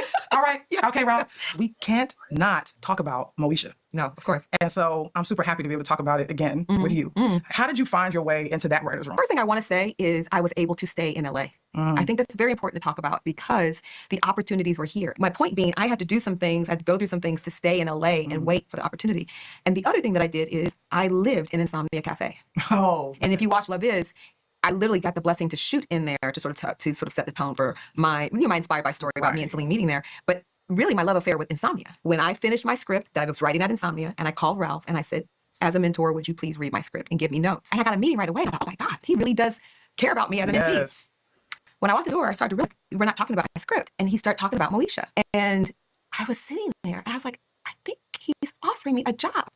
But I came in there asking for, guidance and advice. And so you can imagine, I'm just blindsided. And I had to ask him, I said, Ralph, I'm sorry. I remember I was like, time out. Are you offering me a job? And he was like, yes, Mara. I was like, oh my God. Thank God. Completely, it felt like Christmas. To taste South Central as a writer's trainee and really be a part of that and to lose it and kind of meander between assistant jobs, PA jobs, unemployment, doubt, fear, all those sorts of things, and never come back out of this door. No, I mean, talk about... So what can I do to help Moesha? Mo to the E to the... I was telling all my life. I literally brought my diary one time to the writer's room. I was like, and then Gems. The premiere of the second season is my story. And I remember pitching that. But I knew Ralph, Sarah, and Vita needed that level of support. I was pitching my butt off. And I realized I got the premiere episode of our second season. Do you know how major that is? That's huge. Were you more confident? Did you feel a little bit more seasoned now that you had been staffed before it is Ralph again? I felt more confident, but I felt more nervous. And I knew early on I was great at story. And I didn't feel as though I was as funny as the people in the room. But I also, and with all due respect, I would notice that I was like, they're funny, but none of this is landing in the script. Right. And you realize there's a chemistry in the writer's room where you can just keep people laughing. But I was also like, but how much is landing in the script? Yeah. So sometimes I was good at pitching joke areas. And so it would be like it wouldn't be as funny, but it was the right area because I was good at story. But it's kind of like a toss up. And then the comedians would eat it up and then you can get something in the script. Yeah. And I realized that. So I just kept being, so I guess I was a point guard in that way. So I would toss up a lot. But I also have an ego and I want my thing. And I had to figure out how do I get my jokes in the script. And I leaned on something that used to save me when I was in punishment with my mom. I like to mimic.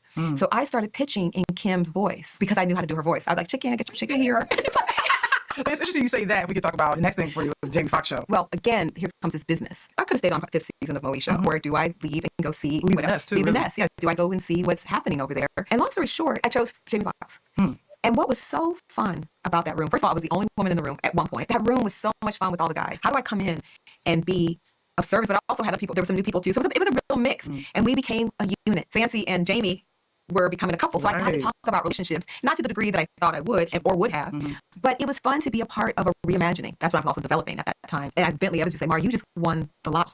You won the lotto. To get a TV show on the air, you just won the lotto. But my point is, those brothers were so happy for me. Can we talk about that amazing lotto? Talk about the lotto? You've taken these steps to get to such an amazing place. When someone says your name, the next thing that comes is girlfriends. His girlfriends. I'm 40 now. Look at all 20. Thank you. You're welcome. Watching Joan turning 29, saying she's going to be 26, talking about where she wants to be in life, you do something because, and revisiting it, I had an epiphany. In that what you're not afraid to do is hold up a mirror to our own toxicity. Oh, no, I'm not. And what I realized in looking at Joan is that Joan has an unhealthy, she says she doesn't have good taste in men. She has great taste in furniture, great taste in like colleges, the job, the clothes, but she's like, I'm not good at picking the right guy. So I just wanted to say what I love about it is really how futuristic you were being. Thank you. But before we get to that, I want to know, what was your vision initially for Girlfriends? Sophisticated, elevated as Sex and the City. And the opportunity was for me, again, truth through fiction. I wanted to document what was happening to us at the same time. What does our language sound like? What do our details look like?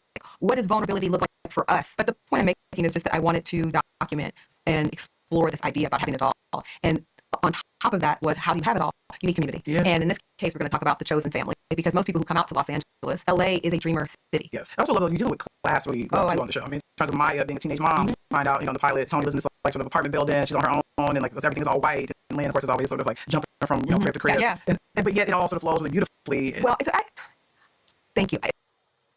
In craft, that's one of my favorite parts, is crafting and trying to sort of layer all of these things that are authentically true. And again, Maya's a dreamer. Maya's going to get her a job at the law firm. The class to me was far more interesting to talk about than race. These women are black. Okay, we'll do a story here and there about colorism and all the things.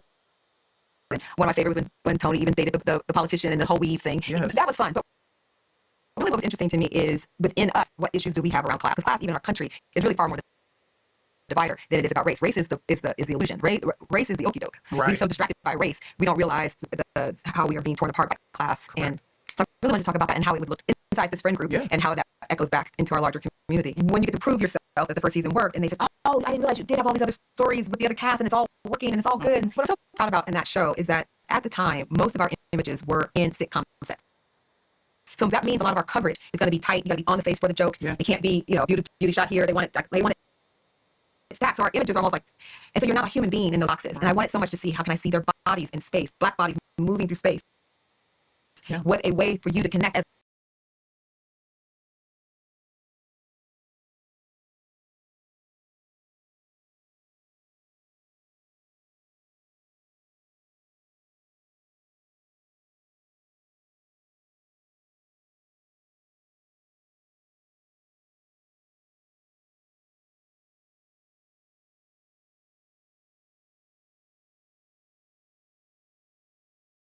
wondering what we're going to do with one of the Beatles gone. And you showed us that the music goes on, it continues. And what I learned before I had my own show, yes, the show cast member, is that the show is almost bigger than a character, which is odd because you created the character, you birthed the character, and you think you can't play music out this particular musician. But the truth is, the song is still one you want to hear. Yes, you know how I deal with those things in life is, I don't think I was using the word surrender, but am I going to lose the show over this? Right. No. She has a journey, we have a journey, and now we got to pivot. Yeah. And you're a leader. Go get in that car, go talk to God, go play the music, and go. Okay, so I did my research from what I've been doing in my studies, and from my studies, did I write it down?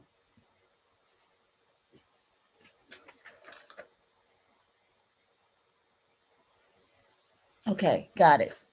Okay, I got it in my notes here. From my studies, I did some, remember I had said to you all, remember with shows like Sister, Girlfriends, Living Single was out way before Girlfriends, but all these shows was out. All the WB shows, just name them, In the House, all of this stuff, right? All these black TV shows. And remember, it was all shut down, and it was shows like Friends and shows like Breaking Bad and all that stuff that began to take over TV instead. Well, here's why. The first two premium channels were The Sopranos and Sex and the City. Now, I should have did the date on those, but I do remember that show because those shows lasted pretty damn long. The Sopranos and Sex and the City was the first premium channel awarded, but they were the first awarded episodic streaming shows. So these were shows that required a certain audience to have a subscription in order to watch the show. And because of that, these shows, these people were getting awarded, whatever, actors, best actors, Grammys, best upcoming, whatever actors awards for these shows.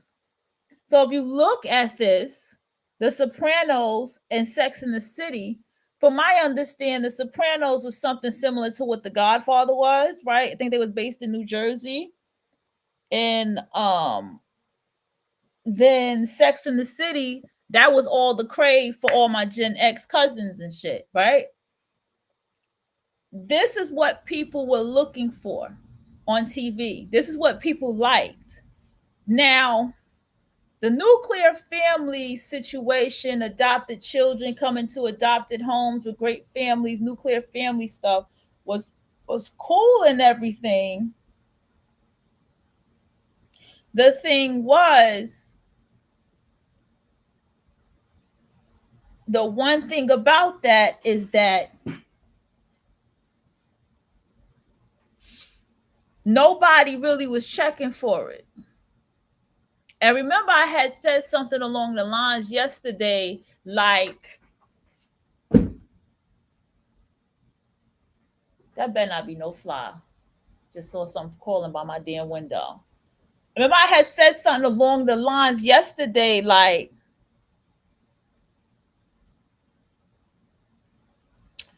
what did I say? Nobody, like I said that, like, that wasn't really nobody's lives like that. You understand what I'm saying? And nobody's life was looking like what it was on TV. You know what I'm saying? So people was feeling the Sopranos, Sex in the City, and this is why shows like Friends and shows like The Sopranos made it, right? So a lot of things that people were saying is due to racism and they took Black people off the TV show. I mean, Black people were lying in the beginning, if you really think about it, because nobody Black was really living like that. At least Black people I knew. Like, you know what I mean? But that's a whole nother topic there. But, okay, cannot fucking stand a fucking, yeah. Let's go ahead and continue. We'll figure this out. Yeah. That's how I did it. Life is going to be lifing. Yeah. Life was life before people said that. Yes. Of course, there's always, it's not the same. No, it's not the same. It shouldn't be. Yeah, it's not the same. People come and go in your life. After 172 episodes, I mean, flipping, thinking about how long it's been we kept it together. Okay. We're now going to go to a place about girlfriends having what is technically a spinoff. Yeah. The Game. When I came to Work at Girlfriends, what I remember is you walking back and forth between The Game and Girlfriends, and The Game was in its second season. You just a beautiful job with The Game and making sure we know it's a show from you and from your brand, but we want to make sure people know it's not Girlfriends. So how intentional were you about staffing that room and even sort of checking yourself to make sure The Game always felt different? How do you make it its own thing? With The Game, I decided it was a sorority. Yeah. And that competition, The Game, was priority over their whatever relationship that they had. Yeah. That changes the whole tenor of the show right there. And the second thing is, if these are the women behind the men, absolutely, I needed then that room to be split. I remember thinking this time around, I literally want to sit at that table. I want to see half men, half women. Right. And I want to yes, so that, because that's what.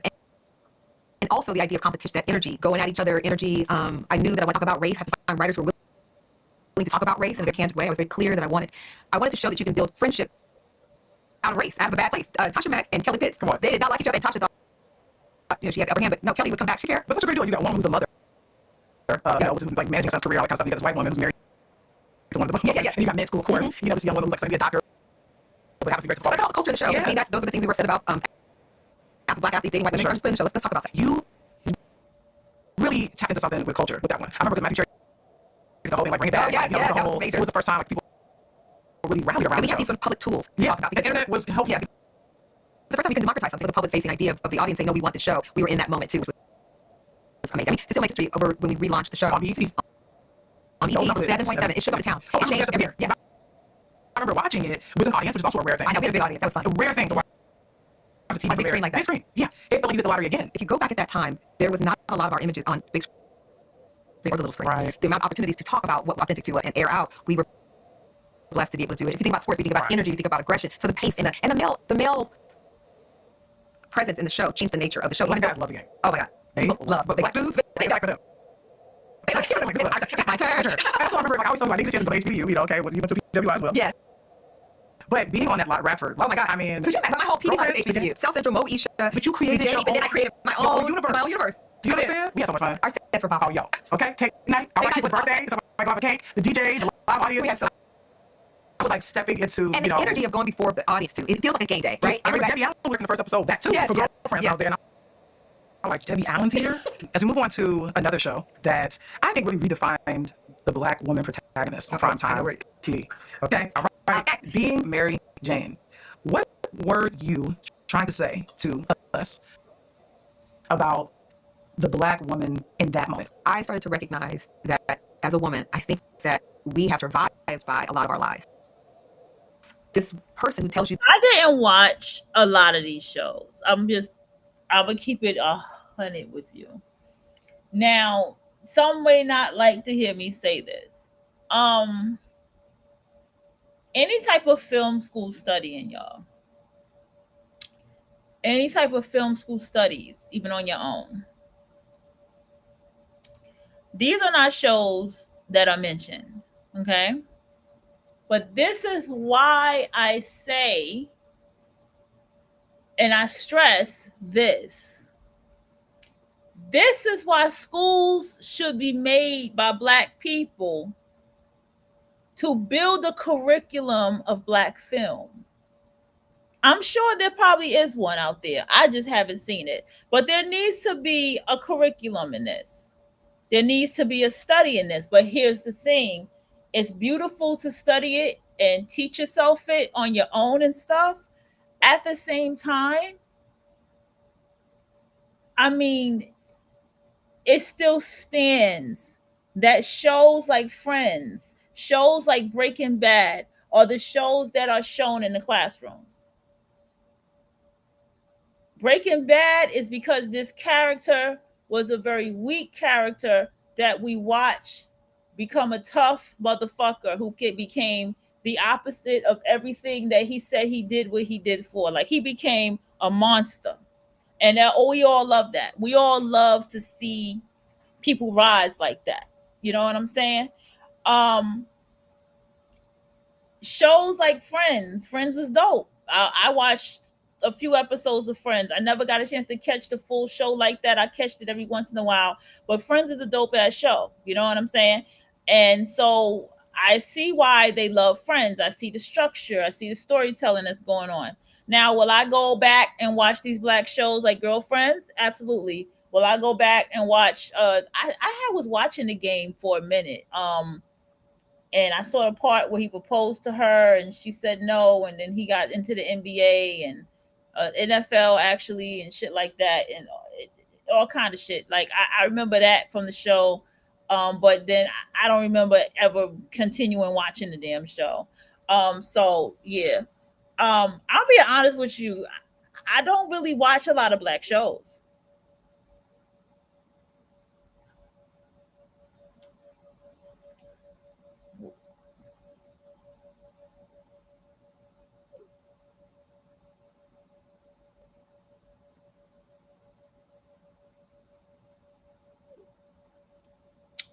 Anybody old? 40 years old is not old, y'all. All right, let's go. Let's go. Let's listen to some more. And then we're going to get into the success studies.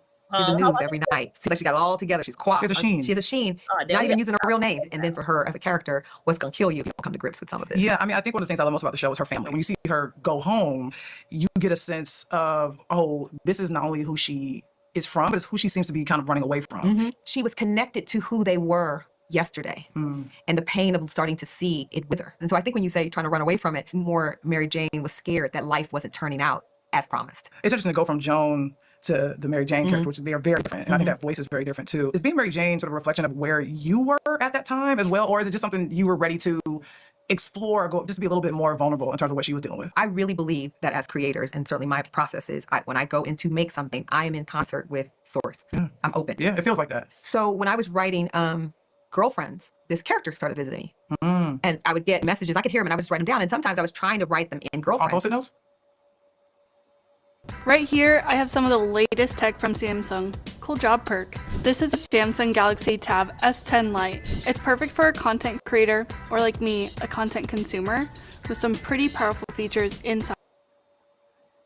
Funny enough, I had post-it notes, so yes, they work. Often visit me when I'm trying to write in my other, write for Girlfriends, the game. Oh yeah, I know about that. You working on something? Sit down. I'm gonna get to you. I got to finish this draft today, but I'm coming over there. Yes. But she visited me. She showed me who she was. She showed me the postage. She showed me her house. Wow. She told nice me, house. Come on. I'm gonna have a nice house. Yes, you will. Production design gonna well, get in that's there. also it's also my politics. We belong in all kinds of spaces, beautiful spaces. Yeah, I learned that from you for sure about, aesthetics, not just for aesthetics' sake, but rather sort of honoring beauty. Beauty to me in the sanctuary is a part of my writing process. That said, that's also part of my politics for us. That's what I want for us as people. I want our neighborhoods to be beautified. I want our homes to be organized, because I think you're going to tap closer to source. Because it's interesting, the thing that I kind of pick up on, because I'm watching a bunch of your stuff, like back to back to back. Beautiful spaces. Yes. Beautiful people. Yes. Dealing with some ugly shit. Okay, come on, brand this. I mean, on Being Mary Jane, there are things that she's throwing all honest kind of. Let me put her in a glass house. From the metaphor of that, she's throwing so many rocks, and she lives in a glass house and not looking at her own self. And it really connected with people immediately, quickly. You know, Mary Jane's also a fun character to write because she's unapologetic. Anything can happen with sperm. You're like, what? Like, okay, I'm like, what's happening? Like, so we can do anything. Yeah. But when people say, "Oh my God, you got cameras in my house," that's me. I was like, "See, we got work to do." Okay, we got some stuff to unpack. We have some things to unpack. And it's very cinematic, I think, with Being Mary Jane. That leads me to my next project, where there's one particular movie I want to talk about because I was at this premiere. It stars someone, and also she was a part of this movie. She's our angel. She's our angel. She's our angel, and I love that we also share this love for Whitney Houston. Let's talk about Sparkle. The first thing I want to ask you is a little bit about process. When you sit down, you are open, but you're usually from your own imagination or your own inspirations or from your own life. Yeah. When you sat down to do an adaptation or a retelling of a movie that had already in existence, and obviously one that we were working with someone like Houston, who was a legend, an icon, and who wants to do a remake, if you will. Yes. How did you go about sitting down and having to write your version of Sparkle? First of all, Salim brought me into the project because he knew that I would come in. Mara's going to see something that is going to be true to the essence of what we love the original to be, but how is it in conversation with today? Correct. What I did not want to write is a man killing a woman, and certainly not a Black woman. I was not interested in that. Right. But her sort of taking the fall for his death as a gift to the family out of love, but also a way to sort of reorient the whole story. And what does that look like then as a mother-daughter, and what you did or did not do in preparation for maybe your first daughter, but you were able to still have redemption in your second daughter, and the mirror that they had each other and each other's lives, and what they were both You doing. didn't want to show the truth. It's the Marion for me.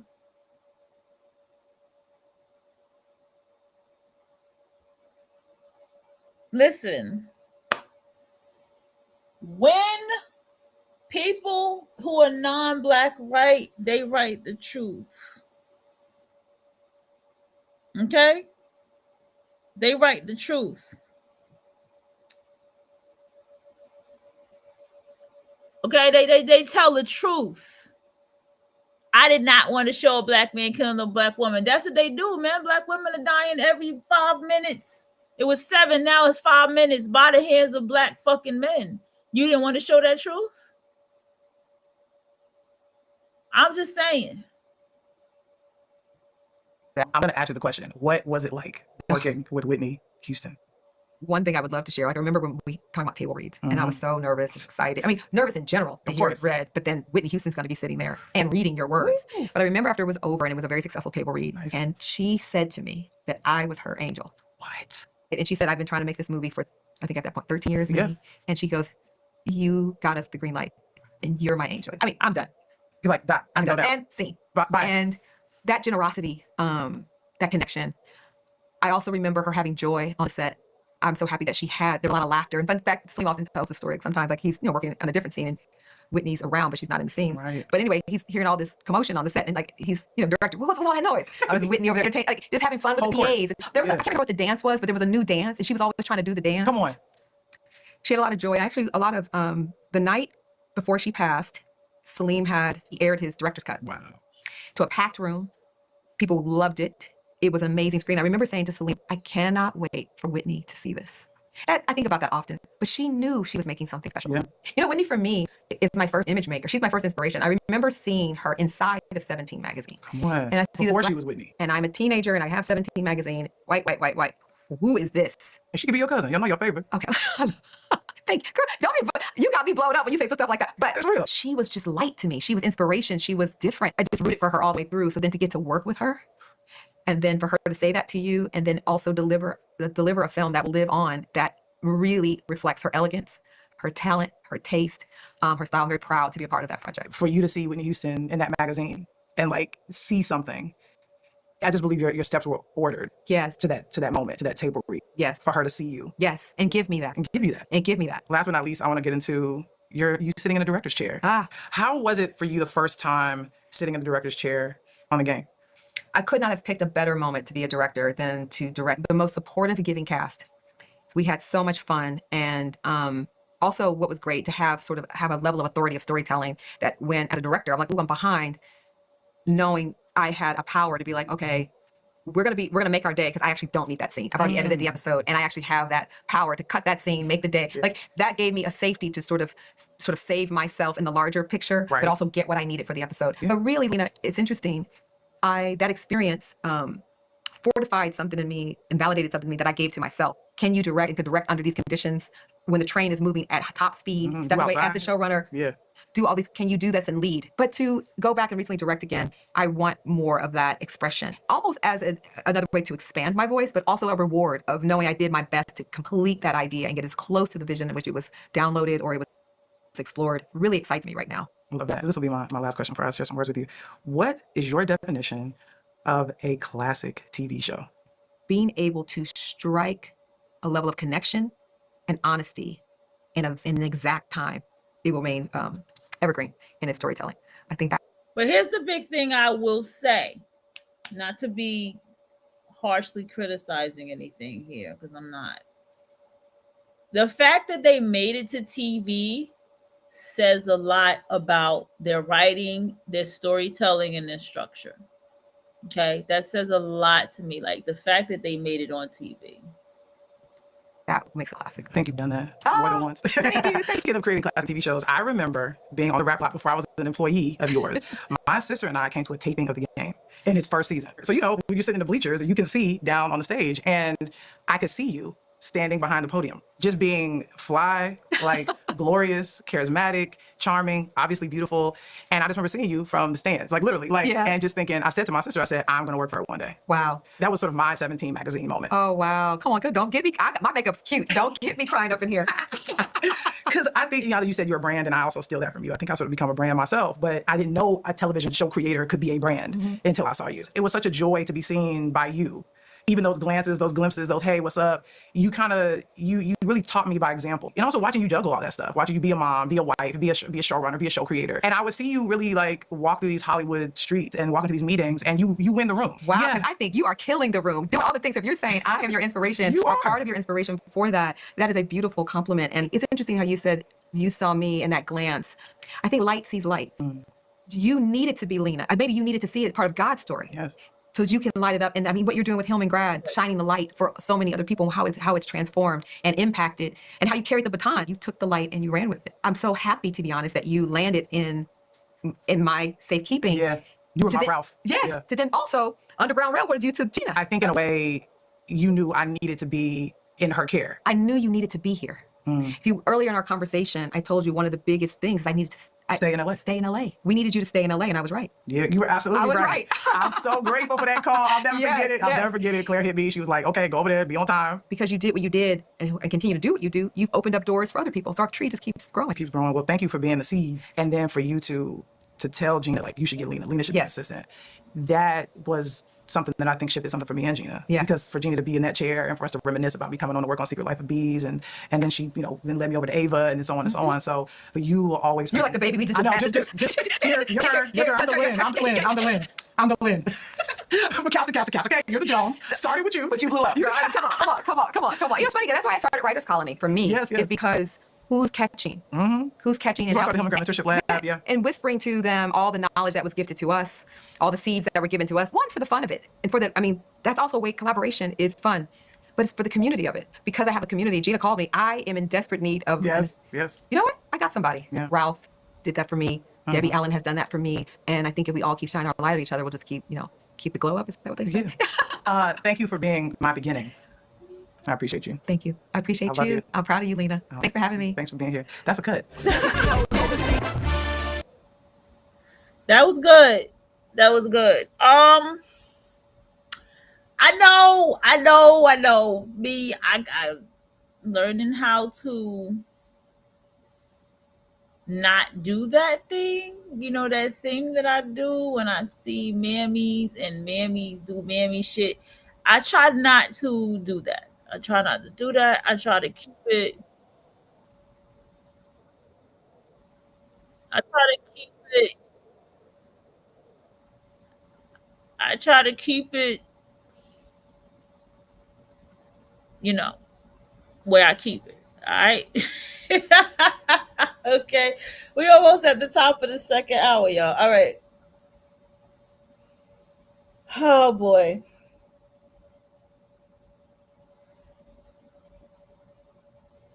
I like to watch things for studying. I like to watch things to learn.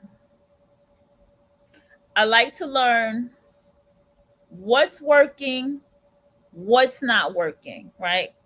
I like to watch how does this work and how does this keep working, right? That is the key. It's not to copy, right? The key is not to copy, is to learn. Why does this work? What is going on? What is going on behind the scenes, right? The number one thing is about the team that people have. Okay? People have a team. And there's people who don't want to work with people unless they have a team. You have to build a team, right?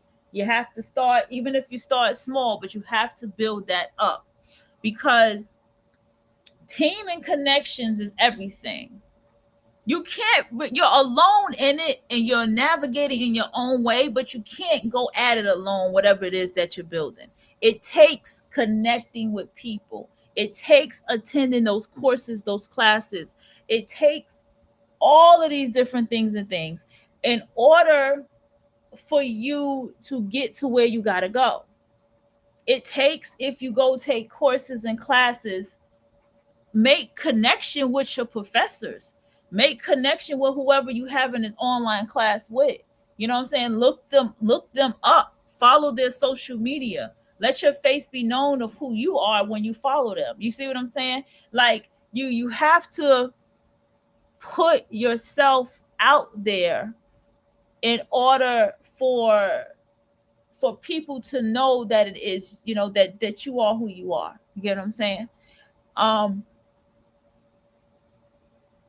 While also having your stuff lined up and together.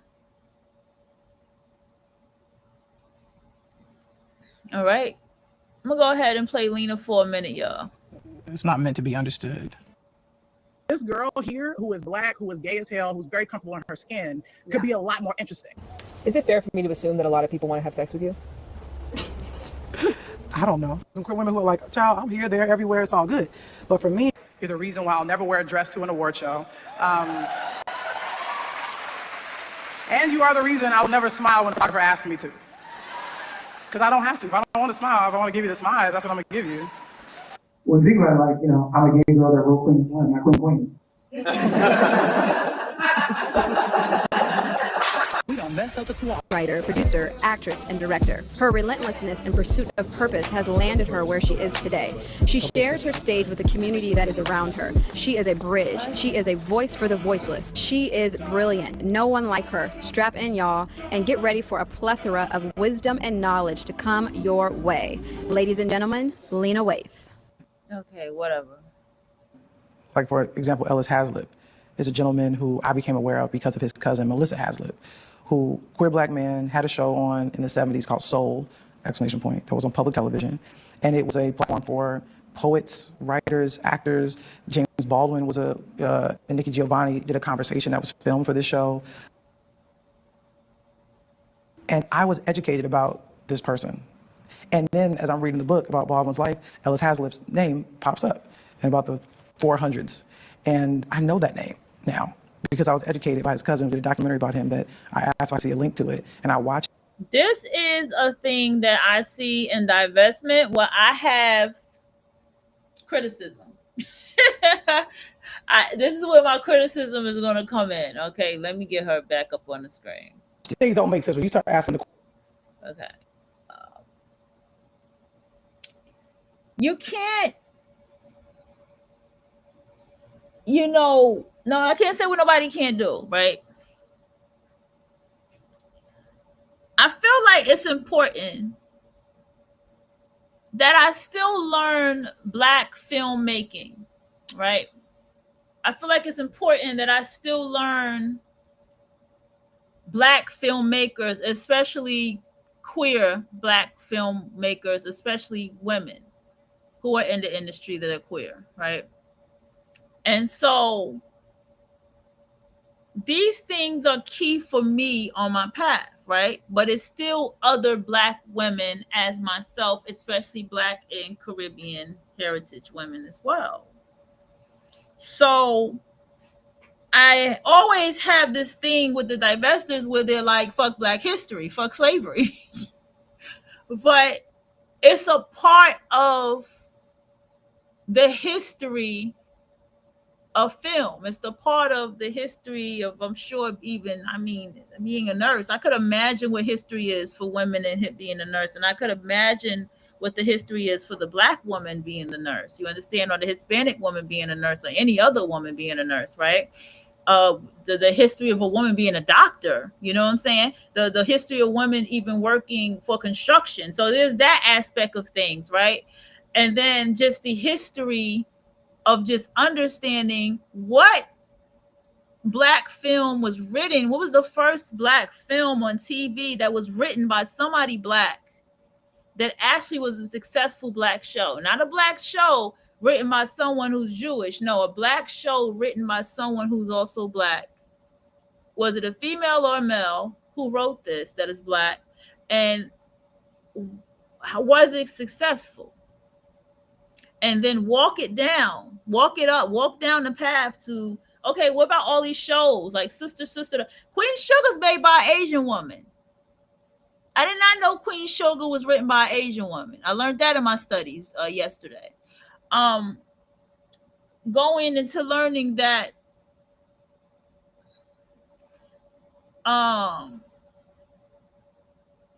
that, you know, learning, like I said, somebody Black, and then going on and who's the first Black woman to have a show, and what was that? I think that's the woman that she was just talking to.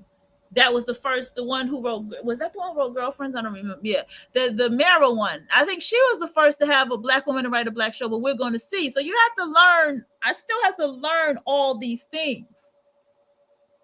So I can see, where do I fit in this? Do you see what I'm saying? Even if I'm an indie artist or whatever, where do I fit in it? And then learn the indie artists.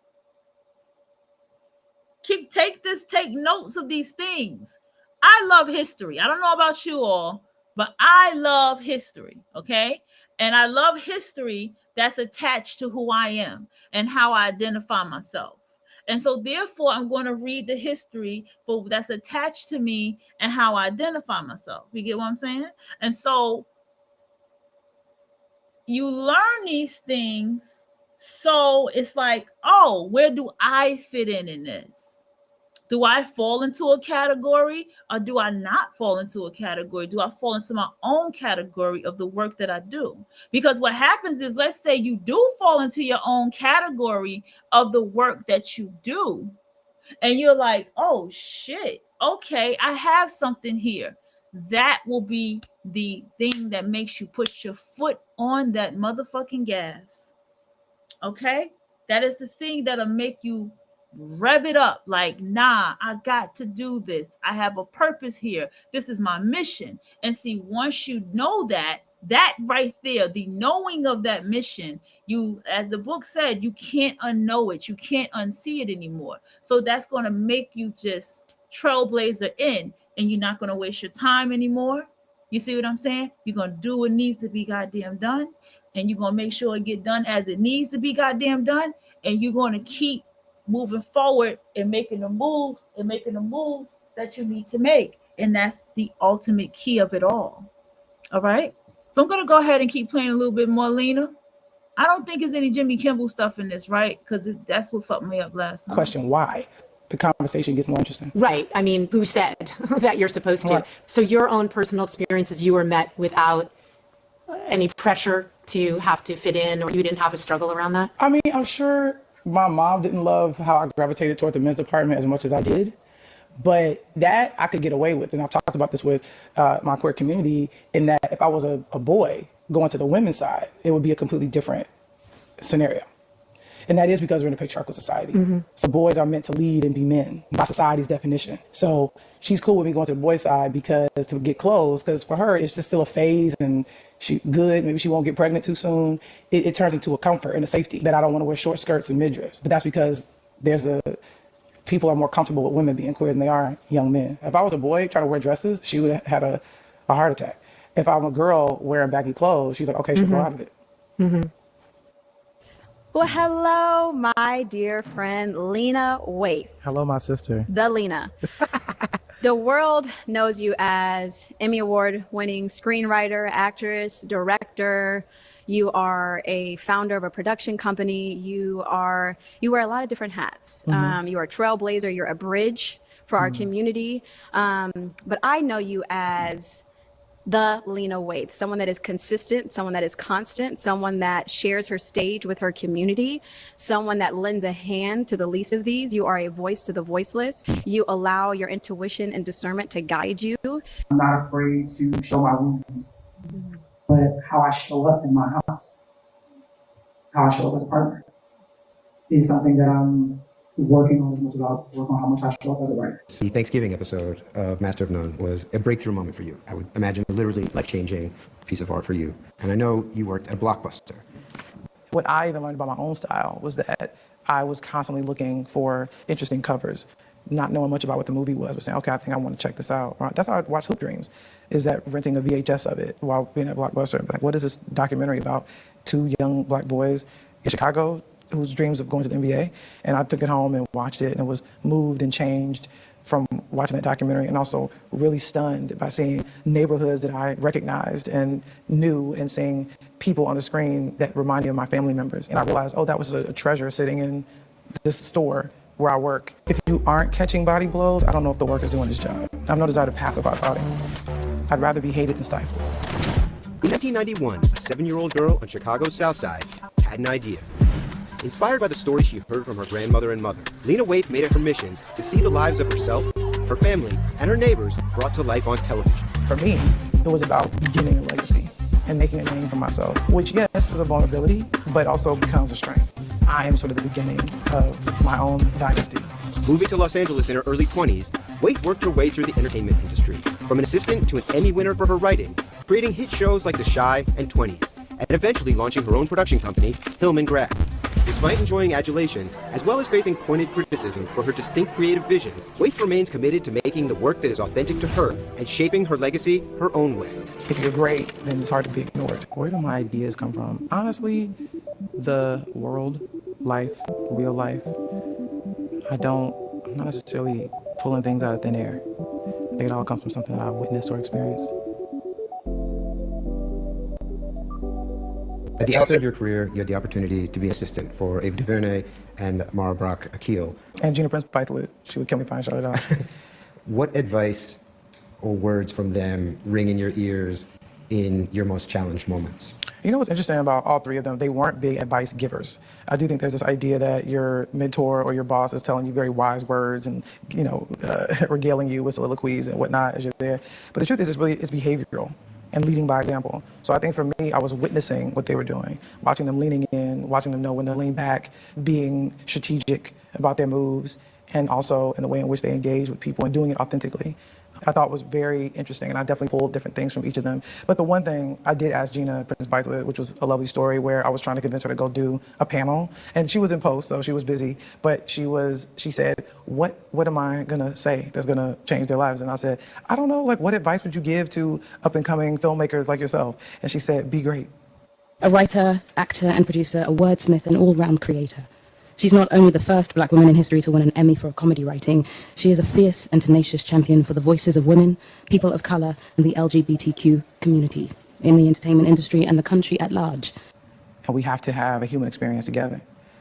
That's really, I think, what excites me, and has always excited me, especially being a kid from Chicago where theater is sort of in our blood. I really just like to have an experience that is connected to other human beings. Passionate about their representation in front and behind the camera. While others may talk a good game about advocating for greater representation of women and minorities, Lena actually goes out and does it.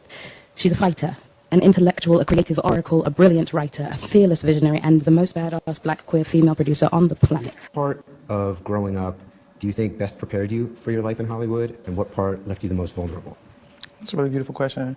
I think the thing that prepared me the most was being raised in a 3-generation house. Growing up in my grandmother's house, and my mom obviously being there as well, and then my sister and I, having that elder in the house who was from Arkansas, from the South, but moved to Chicago when she was 17.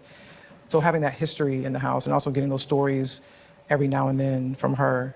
One, she told me in particular, while she was pregnant with my mother, and my mother was born into a segregated America still. So our grandmother was pregnant, driving, I don't know, across the country for some reason, pregnant, and stopped at a gas station to use the bathroom, and they didn't have a colored bathroom available, so she had to get in the car and keep going. And I was very young when she told me this, probably like 7 or 8.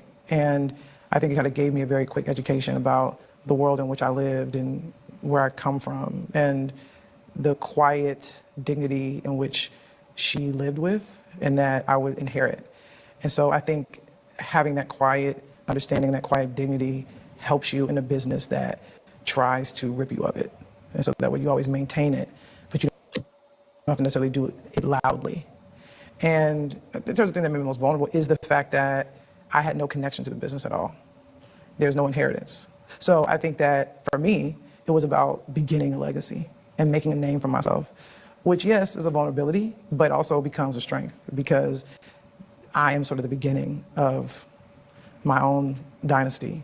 I don't know really if we know what our legacies will be. So I can want to cement something, but ultimately it'll be told by people that I probably won't even get an opportunity to meet. This is Lena Waithe. Audiences probably know her best from her on-screen performances like Deb's friend Denise in Master of None and Helen, aka H, in Ready Player One. But her career is so much more than that. She's a creator, a producer, and an Emmy-winning writer. Lena's first acting credit was as an entertainment journalist in an episode of The Comeback. She hadn't even considered acting until a casting director started bringing her in for auditions. It wasn't until 2015 when Lena got her first series regular role in Master of None as Denise, one of Deb's best friends and frequent voice of reason. Every time a couple argues in front of us, you think it's contagious. I'm fine. I'm fine. Okay, and now your voice is going up 8 octaves. Okay. I don't believe you. Additionally, Lena's life experiences as a gay woman of color brought some unique perspectives to the show, especially in the second season episode, Thanksgiving. You can be lesbian if you want to, but when you come up in here, you gonna respect my house. Written by Lena, the episode was based on her real-life struggle to come out to her mother. The result was a funny, poignant, self-contained story that Lena won an Emmy for, making her the first black woman to win an Emmy for comedy writing. Oh, Lena got some other acting roles around this time, riffing with J.B. Smoove as a shoe salesman in an episode of Transparent. I'm not going to use my teeth. I got the lesbian manicure over here. And a worker at an animal shelter in an episode of This Is Us. I'd adopted myself, but I already got 2 dogs. I'm going to bring home another one. My wife's going to kill me. But her feature film debut in Steven Spielberg's Ready Player One was a big highlight for her. In a dystopian future where millions of people spend their lives as avatars immersed in a massive online VR world, Lena played H. H? Helen, my dad called me H. Kind of stuff. Let's go. The main character's best friend, who helps him on his quest to find the golden Easter egg hidden in the game. I can fix it in 10 minutes. Lena continues to act occasionally, whether she's a criminal doing freelance criminal stuff, through an app in Westworld, I gotta get my stats up. a suspicious Cyclops cop in the Pixar film Onward, It's not easy being a new parent. My girlfriend's daughter got me pulling my hair out, okay? and she's provided voiceover work for the children's YouTube show, Tab Time. Make sure to put on your sunscreen, dear. I don't want you to pop. But it's difficult to figure out how she has time for any of this when she's not only written the screenplay for the romantic drama Queen and Slim, but also has multiple TV shows or producing, or both. Whether she's behind the camera or in front of it, Lena Waithe simply enjoys creating compelling or funny characters. And through her work, she's proven her talent time and time again. I feel like as a writer, like it's my job to be a student of the world and of people and of human behavior. Although there's nothing up here because I'm a cliche lesbian bitch, but like there's fragments of myself and everything. But I tend to try to listen to the muse, you know, and say like, where do I go next? Like, what's the thing? And it's rarely me searching. It's the thing like ringing. It's the thing I can't get out of my mind, or the thing that keeps me up at night, or the thing I can't stop obsessing over for whatever reason. So those things are still, for whatever reason, if it's a thing in my head, or like the thing with The Chi, like I was like, like there's a lot, I was watching TV and seeing stories about like coming out of Chicago, and I was like, as I was seeing reports, like, they don't understand the people. Right. And that was like, well, that's a show. I remember saying that in my apartment in the Valley, in LA. I was like, there's a show, and I know that, that's where I'm from. Like I instinctively know it. Like it's a thing that they're reporting on that they don't understand. And I don't understand it. And I think there's so many interesting characters that could be born out of that. And those characters are born out. I mean, I had an Uncle Ronnie, like, you know, my mother's name was Laverne, like my mother's first name was Ethel. Like, I was like, then I put all that stuff in it. You know, I grew up with a kid named Coogie, whose name I actually still do not know to this day. But like, who was alive and well, he's fine. Light skin with curly hair though. But like, you know, so like those are things that like I can't help but draw from and like pull in. But I think ultimately, like I just really want to tell a truth But that's the thing. Truth looks different depending on whose mouth it's coming out of. I have dry erase boards in my office at home, like 4 of them, 4 big ones around, and that's what I just beat stories out. I literally just like do a beat. I don't really do like lengthy outlines because I need freedom and space to play. So I'll just do a beat like we open on a girl in a bedroom that's very modest, and she's on the phone. Her friend comes over, they have a conversation. You can tell that they're more than friends, but less than lovers. Her brother climbs in the window, like smoking a cigarette. He shares it with her and her friend, and then they get called downstairs to dinner, and then at the dinner table, you meet the father, and then her brother comes in, and you see the silence in the house is deafening, blah, blah, blah, blah, blah, blah, blah, and then I write it. Have you always been a storyteller? Like even like as a little kid? Yeah, because I would have a day, and I would come home, and I would retell it in my way. In depth. Yeah, but that's what I do, I think, in beats. I like a beat, a clean beat, like a girl on the phone in her room, and also too, and then like it's a rotary phone, so now I don't have to tell you, like, so now you know, okay, so we're in a different time, like there's a girl and she's, you know, and I say like she's black, but there's. Where the hell is my hoodie? Okay, I need my hoodie. It's cold in here, and I'm not trying to change the weather.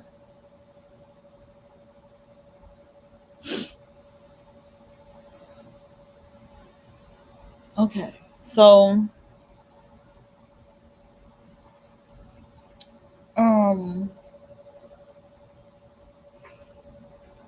let's get into it. All right, so we at the top of the second hour.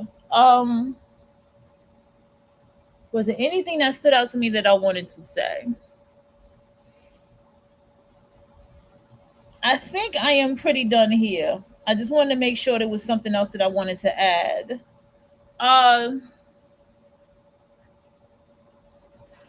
Repetition is key.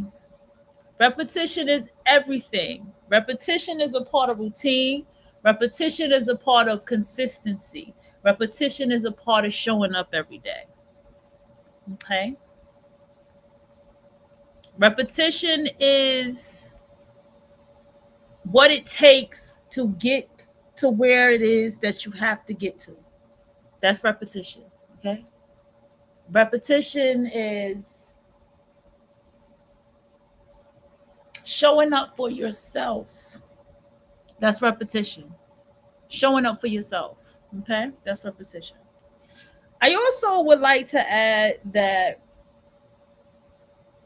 when you see Lena doing this right here, what she calls legacy talk, this is the dopest and most beautiful thing that she can do. And the reason why it's the dopest and most beautiful thing that she can do is because now she's sitting down with these people who may not, like I say all the time, they may not be here tomorrow, the rest of the year, or next year, okay, or years to come. But anybody can come back and listen to that, and she can have that memory on record with that person that she can go back to. That is beautiful. Then, with that, when she sits down and talks to these people, yes, she kicks and parlays with them, but she really asks them some real good interview questions. Okay? Real good interview questions at the end of the day.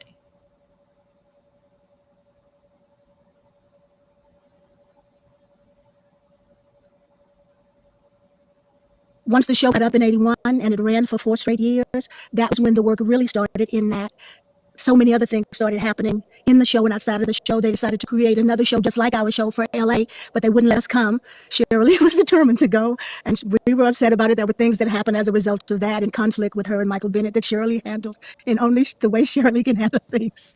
And I want to save and tell it on her when she gets her song Walk of Fame, so everybody will know what Shirley was like when she was that young and that cute and that confident. I think the thing that was so incredible about her at the time was that she actually knew her worth. A lot of times when you're that young, you don't know what your value is. So there were so many things going on at the time. There were people that would say, don't go over to so-and-so's house because we might not ever see you again. There were all kinds of things that were happening. I mean, it was the big city, and we had come from everywhere. I came from Houston. I just came, and I don't know what made me think I could just come and do it because my mom named me Loretta after Loretta Young. She used to tell me, so you go, oh, I'm supposed to be an actress, huh, Ma? Yeah. So it's sort of like, it was that kind of dreaming. It's really the kind of dreaming that young people do. I mean, you dream about doing something. I got a chance to go to the University of Houston to study it, and then you just do it. You go and do it, and you don't know how. I felt everybody had a different story, and there's a posse of girls that were there at the same time that were trying to create their lives. Jackie Harry, Vanessa Bell Calloway, Debbie Burrell, Terry Burrell, Roz Ryan. You could just go on and on. There was at least about 20 girls that were always auditioning for the same thing. They were always trying to be in the. I got part in Hair with Elena Reed when she was there, and Elena told me, if you mess up, I'm gonna knock your ass off this scaffold. And there were people that were teaching life lessons, and you would go, oh my God. Okay, these are clips. That was a clip. I thought that was going to ask you this. Maybe a real one about to come up now. She all over the place. How do you take 20,000 children in the middle of New York City without anybody seeing? They are being put into buses. They had this contest where everybody had to bring their baby picture. And in my baby picture, I had this big old antique black phone. And people said, damn, how old? And I thought I was the same age as everybody else. I had no idea that Dreamgirls would haunt us our whole lives. I'm like, Jesus Christ. And the hardest part, I think, of being an actress is you have to see what you lost. I'm lucky because I can be cussing a fan out and they think I'm just being funny. Mr. If I can take a picture, no, get away from me. I'm tired. And they go, okay, but you're going to take it, right? First, thank you so much for sitting. Pleasure, my pleasure. I'm really excited to talk to you about your beautiful body of work that I've been able to watch in real time as I've gotten older and as I've decided I wanted to be in the business and wanted to have a voice and wanted to tell stories. I didn't know I wanted to be on screen. That was not a part of my plan. But I watched you on screen and heard your voice a lot. And you've been a part of, your legacy has really inspired me to want to step into the business, to want to be a part of it, to know I could be. Yes. And for that, I'm really grateful. And I'm just really excited to talk to you about the first thing I want to talk to you about is something I wasn't able to see because it's theater. And theater, that's the tough thing about theater, is I can hear about it. I hear the stories. And before we sat down, we talked about Miss Shirley Ralph having sat in this chair, the Jennifer Lewis also having sat in this chair. And it was important to me to talk to Jennifer Lewis about this project, which is Dreamgirls. Even though Jennifer Lewis did not make it to the stage per se, I got to be around her and hear those stories about her being a part of the beginning of that work. And it was really special to hear her story about, being a part of that workshop and being the first Jennifer to say Effie's words. But when Shirley Ralph was here, she talked about the audition process and how it was very harrowing and how it was a little tough. But there was something that I thought about. She said to me she said, Loretta Devine in that moment was someone that we knew. And I was aware of who she was. Okay. And I thought, oh, wow. I didn't know that. And it was new information for me. And sure, I was trying to get in there. Jennifer was trying to get in there. But we knew who Loretta was. We were aware of her. So I was excited to ask you, what was your audition process like? And what did that feel like when you stepped into that room? I think they may have known me because I had been in a few other Broadway shows before I got Dreamgirls. I was in Come Uptown with Gregory Hines. And that's sort of like when I finally got into films and I did Waiting to Exhale with Gregory Hines as my leading man. That made that very easy and very exciting for that particular thing. But Dreamgirls was such a long process. I think a lot of people don't know anything about how it came about. I don't think I had an audition per se. I think they already knew that I could sing and stuff. So what we did was a 6-week workshops, 6-week workshops in creating Dreamgirls. And we created it out of our own competition and imagination and feelings about different things that were happening. Henry Krieger was on the piano and he had taught himself how to play music by ear. And so they would do improvs. And lucky for me, I'm from Houston, Texas. I had been the artistic director of the Black Arts Center, which was a theater group in Houston that did plays for the community. And we built the sets, we made the costumes, we wrote the scripts, and we did it a lot of times from improv. But when I got there, improv was really fun for me and great, and I understood it and knew how to help make things happen. So like the line is showbiz, it's just showbiz, which was all the way through Dreamgirls. I made up that line. There are lines that Dina made up. There are lines that Jennifer, the whole thing came from the terror and the pressure of creating. Sometimes you'd be happy that things were approved. Other times you would be terrified that you were going to have to do certain things. And when people left, like when Jennifer left and came back, and Cheryl and I had to be close to make sure that we continued to work in it. So Cheryl said it was the most beautiful time in her life and the worst time in her life because it was so hard. It was so many hard things going on. And we didn't know if they were going to continue with us. There were people that were there before us. The idea of it had been around a long time with Tom Ian. And we lost people that we had fallen in love with. Ramona Brooks, who was nobody ever got to really know, but she was an incredible talent. So there were people that came and go. What happened with Jennifer? There were stories that made it and didn't make it. And so, and Cheryl Lee and I were there for all of them. Notice how comfortably dressed that she is, and I need those pants. Oh, I need those pants. I will buy pants like that. See, when you live where it's cold, honey, only people who live where it's cold can understand buying stuff like that. I'm telling you, them type of pants like that are gems, okay? Trust me when I tell you. Yes. She's letting her do all the talking. Not letting her, but she's quiet and she's talking and she's listening. Let me reword that, okay? Nobody lets nobody talk. Excuse me. And the environment in this space is very comfy, so it makes the people feel more comfortable sharing things more in depth, more honest, more to how they remember to their ability. And also being in this type of environment also calls for, even for the host, to have a calm demeanor, to listen and ask questions properly. The interior design is very beautiful. That was happening. Were you able to take it in, the magic that was going on in that room? Or were you just so focused on the work every day? Oh, God. I think we were focused on the work every day because we didn't know what was going to happen as a result of the things that we created. How do I put this? And also there were a lot of other things going on because once the show got up in 81 and it ran for 4 straight years, that was when the work really started, in that so many other things started happening in the show and outside of the show. They decided to create another show just like our show for LA, but they wouldn't let us come. Cheryl Lee was determined to go, and we were upset about it. There were things that happened as a result of that, in conflict with her and Michael Bennett, that Cheryl Lee handled in only the way Cheryl Lee can handle things. And I want to save and tell it on her when she gets her star on Walk of Fame, so everybody will know what Cheryl Lee was like when she was that young and that cute and that confident. I think the thing that was so incredible about her at the time was that she actually knew her worth. A lot of times when you're that young, you don't know what your value is. So there were so many things going on at the time. There were people that would say, don't go over to so-and-so's house because we might not ever see you again. There were all kinds of things that were happening. I mean, it was the big city. We had come from everywhere. I came from Houston. I just came, and I don't know what made me think I could just come and do it, because my mom named me Loretta after Loretta Young. She used to tell me, so you go, oh, I'm supposed to be an actress, huh, Ma? Yeah. So it's sort of like, it was that kind of dreaming. It's really the kind of dreaming that young people do. I mean, you dream about doing something. I got a chance to go to the University of Houston to study it, and then you just do it. You go and do it, and you don't know how. I felt everybody had a different story, and there's a posse of girls that were there at the same time that were trying to create their lives. Jackie Harry, Vanessa Bell Calloway, Debbie Burrell, Terry Burrell, Roz Ryan. You could just go on and on. There was at least about 20 girls that were always auditioning for the same thing. They were always trying to be in the. I got part in Hair with Elena Reed when she was there, and Elena told me, if you mess up, I'm gonna knock your ass off this scaffold.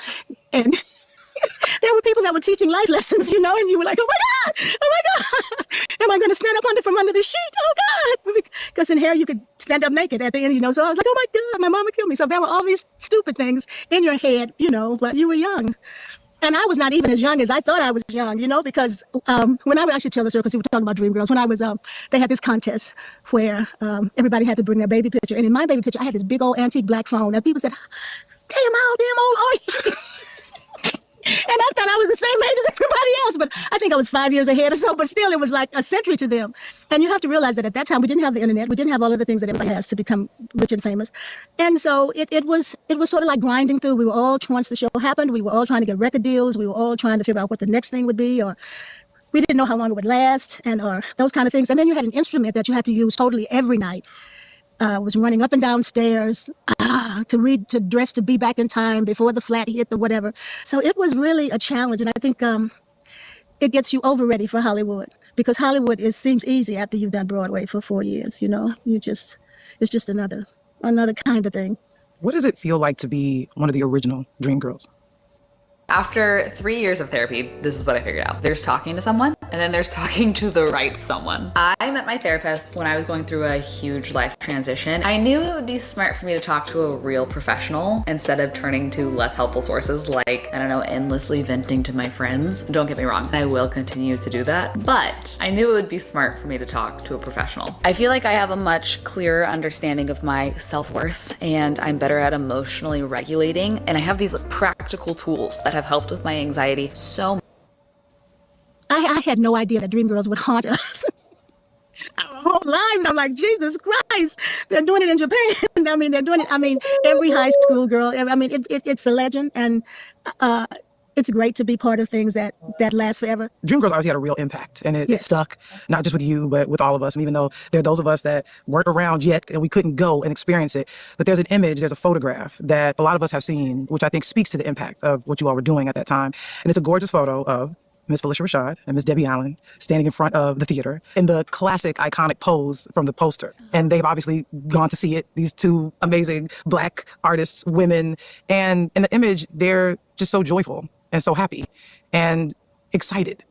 And even though I couldn't see it, I can feel the joy in them and what you all obviously just gave them. And your Debbie, Phylicia, and I are all from Houston, Texas. Come on. And when I got to New York, Debbie was already established in my mind. So I contacted her and said, what can I get into? What can I do?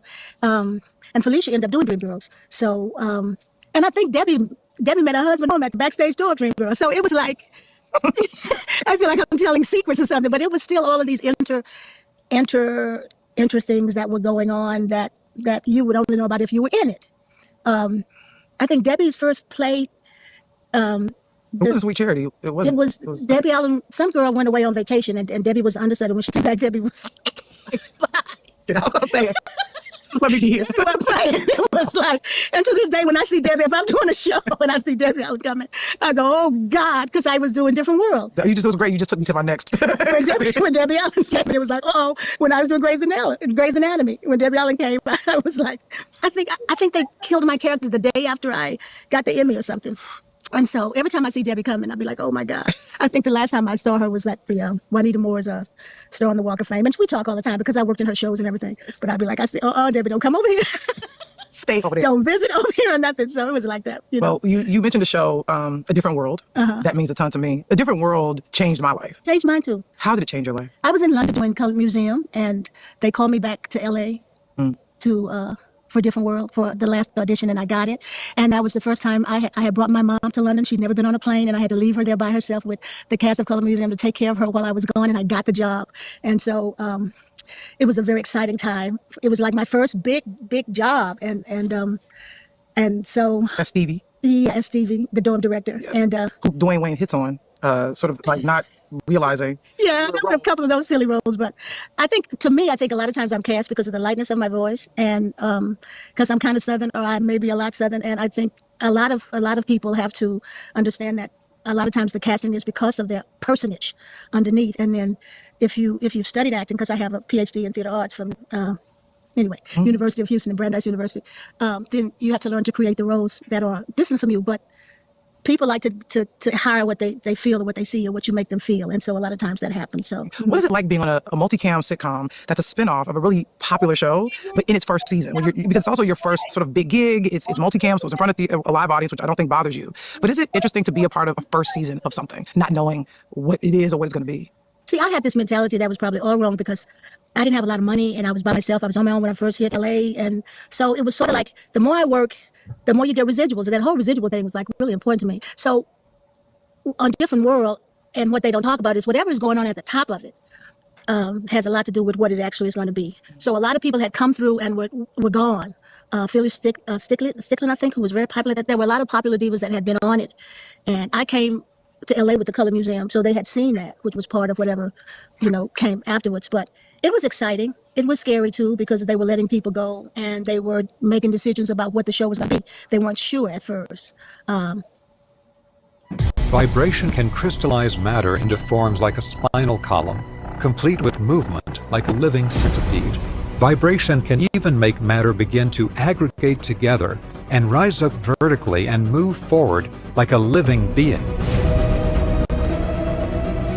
Acoustic imaging expert John Stuart Reid of Britain has shown that sound waves are in fact spheres, pulsating bubbles of acoustic energy. Using cymatics, he has created the first images of the vibrational geometric difference between a healthy cell and a cancerous cell. Cymatics makes visible the actual invisible vibrational powers behind. I will say this. I cannot wait. And I know it's already out there, and I'll be looking forward to watching it.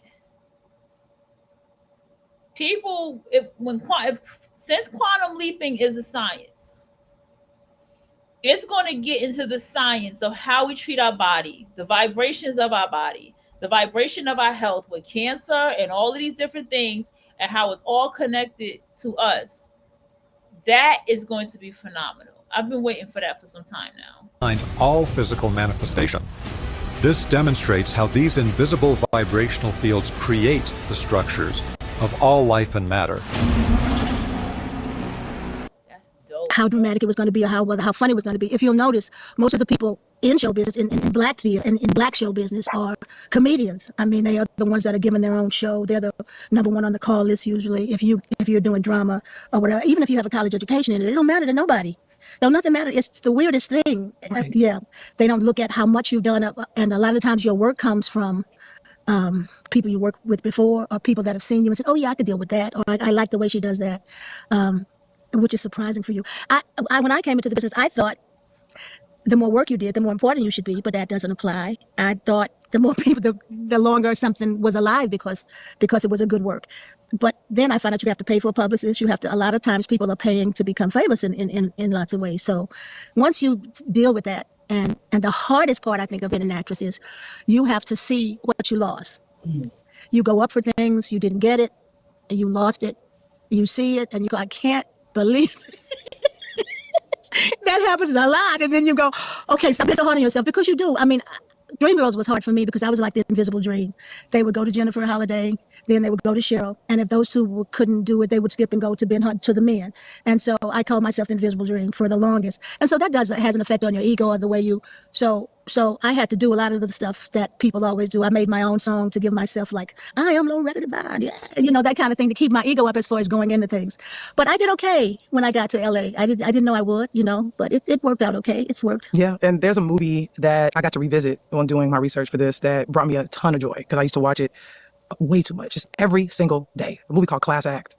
Class Act. Where you play Blade's mom. And what's so interesting about that movie is that as I was just like looking through the papers and looking for the character's name, it literally just says Blade's mom.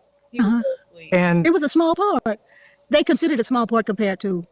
But as I watched the movie again in its entirety, there's a really beautiful scene with you and Blade, exactly. Blade, and there's a flower, there's a rose on the table while he's doing his homework, and you ask him about it, and he says, "It's for you," and it's just a quiet smile and a moment between the two of you that I think, as a kid, just watching the movie and just all the time and not thinking about it, I think as I sat there last night watching it again as a 40-year-old woman, and also paying attention even closer to you, I could just see your magic. You became even more visible to me in that scene. I'm just curious, what was it like being on that set, or was it just another job? Well, nothing was just another job. It was like a big thing if you got a job. It was always like, because you never knew. The thing about acting too is that once the first job ends, you never know when you're going to get your next, or how the next job is going to come about. And writers often make the importance of the lead character more by the relationship they have with the parents. So because I was always playing somebody's mom from the time I started almost. I mean, I did, my first big movie was Lil Nikita with Sidney Poitier. To me, that was a huge, huge movie, but then there was trauma in that too. But don't do that. It was. I'll tell you about it if you want to know. But anyway, so you're always excited to work. But when you first get started, you can't figure out why are these people following around. You can't even go to the bathroom without somebody knowing where you are. What is the problem with this? People bossing you around all day. They put the makeup on and then they don't want you to touch it. And then you go, hell, I'm bringing me some extra powder because I'm shining and this woman don't seem to notice. So you have all these things that you're trying to keep straight, So I think that they should figure out a way to let young people know all these things, because they really expect some joyous blah, blah, blah, blah, blah. But it's a job. It's a work. You have to know your lines. You have to hit the mark. You have to know what they mean when they say banana too. You go, banana? What am I, banana? Okay, I got to figure that out. The next time you got to learn how to cry on cue. They ain't got to wait all day because if you're playing a black mom, not just you're going to have to cry. There are all these basic things that you have to learn to make this stuff work quick. If Debbie is directing it, if Tyler is directing it, it's come on, let's go, let's get this done. And you know that that's the way she works. And so you learn, get it in there. She's gonna be looking stupid in this movie. So once you learn those kind of things. Crack quick. Got it. On top of it a little bit better. So it was always a joy to work. People always ask me, what's your favorite? My favorite job is usually the one I'm on because that's the only thing that's important. Because if you do whatever job you do your worst job in, may cause you to lose a lot of things that you would not have lost if you had been on point. So I always try to be on point. I don't care who. I've done so many independent, unimportant films or that people make, but the ones that have been the most effective have sometimes been the smaller films. You never know. It's like throwing paint against the wall. You never know what's going to stick, what's going to mean something to somebody, but people will let you know. Your fans will say, you did this from my family because when they saw this, that made us feel this way. And that made me feel good. And I'm lucky because I can be cussing a fan out and they think I'm just being funny. Mr. Mike, can I take a picture? No, get away from me. I'm tired. And they go, okay, but you're going to take it, right? It's your voice. It's the emotion. It's the lightness. And it's also the fact that I do love people. I think people are just, you got to really catch me when I'm running. And it's usually I have to be somewhere, do something where, because my husband fusses at me because he says, you never want to say no.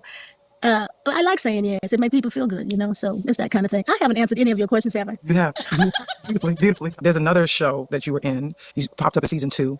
And I used to watch the show a ton with my family. And I'm rewatching it again. It brought back so many memories. I'm talking about Rock.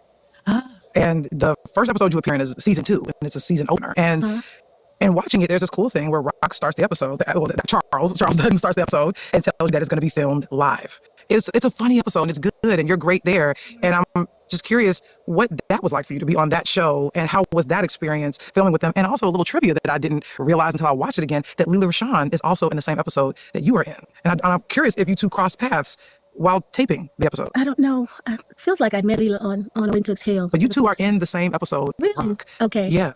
Well, see, I knew Charles Dutton from doing a movie with him, which was way back in the day. And I used to say to him, stop looking at me, Dutton. Your eyes feel like hands. Just go look over yonder. Look over yonder? Come on. Houston is in the building. Jesus. Look over yonder. I think we were in something where we had slave clothes on. I can't remember, but look up the movie. It's in the IMDb. Okay. How was it like? It's always excited to get on a TV show because it feels like you're going to be rich, because it goes to like 26 and 27 of these episodes. You pop up. You I was like in a couple episodes. So you're like, oh God, yeah, I'm going to have some money. I'm going to be able to chill. So then you don't worry so much about what your next job is going to be. You chill for a while until somebody calls and say, yeah, they're interested in you for something else. And then you go, okay. Are you thinking about character work? Are you, when you're going in to do a show where you're a guest in the show, but you're a part of the cast? Or I'm just curious, what's going through your mind as you're showing up for work every day? Just to do a good job? Well, once you get the script, you create the character. You decide on what the particular relationships are, and you decide how you fit into the game. And unless the director gives you other directions, you're cool. You're fine with whatever you come up with. So I've always tried to create my character before the director gets to me, because see, like all directors aren't sane. All the people, sometimes the director. I've been on a couple of shows where you go, what the hell? What show is that? So you have to, Be fearless. Change is good. I don't really care if I sleep too much. Be sure you got a clear view of what you're doing. Wow. And what you're trying to create. And so when they put their spin on it, you go, okay, that'll make some sense. But you still have to control what you're doing and believe in what you're doing, no matter what they're doing, because you don't know what they got going on in their head necessarily. And usually I learned from being on Grey's Anatomy, because they would have a different director every week. And Ellen Pompey would say, I do this every day. So you can tell me so much, but I'm going to do what I have created. So it was sort of like I usually feel that way about, especially now that I'm older and I don't care. You can fire me if you want to. So, but usually now I'm like, I just finished doing the Miss Pat show. Jordan Cooper. And I really fell in love with her before I did the show, because we got a chance to do a small play, well, not a movie that is trying to come out. And the world changed after COVID. Before COVID, if you did a movie, it would be in the movie houses in a couple of weeks. And if it lasts 2 weeks, that was good. Everybody made their money back. But it's so different now. People make all these incredible movies and there's nowhere to put them. if they put them somewhere that's streaming, it's not in the movie house because people aren't going to the movie houses the way they used to, and they haven't figured out a way to get them to go back yet, and they're hoping that happens. So there are a lot of festivals, and so doing press can go on for 3 years or something. I mean, they can call you and go, oh, we finally got such and such an award at this festival or that festival, and so now maybe we can stream it or sell it to Netflix or something like that. So it's a reality.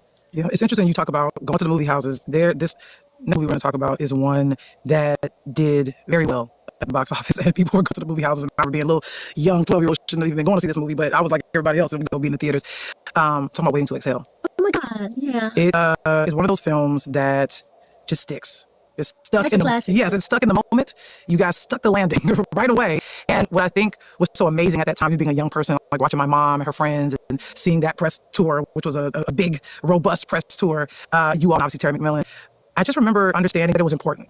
Yeah, it was important. I just knew it was important. I could feel It's one of the first Black movies that they did advance press for the way they do for white movies. They started talking about Waiting to Exhale months ahead of time. The women started planning their parties, and they had all read the book, and they had the book club thing. And so it had a huge following. There were all these movies that came about because of Waiting to Exhale that were white things. What is it for white girls that was running around TV after that? Sex and the City? Yes, that came about. A lot of things came from that. And it was so successful because when the community decides that this is good and I'm going to push it, and the community was strong behind Waiting to Exhale. They were very strong. They were strong behind Preacher's Wife because it was Denzel and Whitney. And it was a glorious time to be in the movies for me because, God, it was like so great when the movies came out and they had the big parties. You dress up and, oh, I'm so wonderful. And yes. And then now where am I going to work next? Well, look, I mean, that movie obviously did a great deal for the industry, for all four of you. I'm curious, how familiar were you with the book before it became a film? Were you a part of that group of women that understood the book, knew that it was important? Yes. Okay. Yes. And so Terry McMillan was hot. Everybody was reading everything that she wrote. When you read it, were you thinking that this should be a movie, or was that really far from your mind? Oh, no, I never thought like that. I never knew what should be anything. That wasn't my thing. So when it came about that it was going to be a film, did it kind of hit your radar that you thought maybe could I be a part of it? You wanted to you wanted to audition for it, which was the thing. And I had been in a film in Canada or something. I hadn't seen Black people for like a month. And my co-star hollered, "Black man on the elevator." And I went running. And I got on the elevator. I just hit the wall and said, "Hi." And I didn't know who he was, but it turned out it was Forrest Whitaker. Later, I said, and then when I went to audition, I prayed he didn't remember me as the dumb chick. That's all I said was, "Hi." But it had happened years before I got the audition. And it was, the whole thing was about, the four women were so different, but sort of like covered a big spectrum. I was considered the fat girl. So they said, you got to eat because we want you to be big in this movie. And Leela was the sexy one. Angela Bassett we used to laugh because Angela was always so proper. Whitney would go, "Well, is she still engaged?" I go, "No, this is just the way Angela talks. Leave her alone." So, when you think about all these women always together, everybody is so, Angela and I have worked together in a couple of films, and Leela and I have worked together in a couple of films. What was that set like? Well, Gregory Hines brought me roses my week when they did my stuff, so I made everybody jealous. I would just like, "What did your lead man get for you?" It was sort of like that, it was like, "Shut up, Loretta." But anyway, it was that kind of, it was fun. It took them 3 months to do Waiting to Exhale. They took their time. They had to teach somebody how to swim. I think it was me.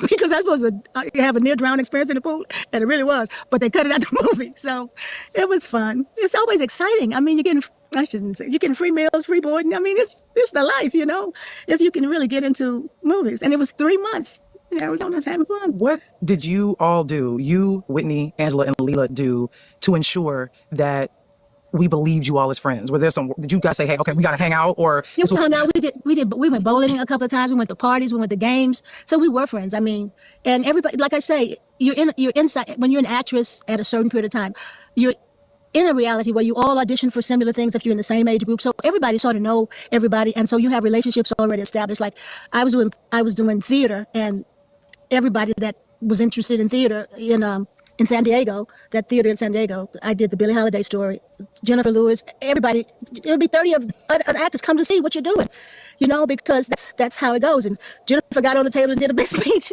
and it was like, it was just the way it was. So when you're working with people that that you've loved for a long time, that you sort of know what their temperament is, I love the way Jennifer is.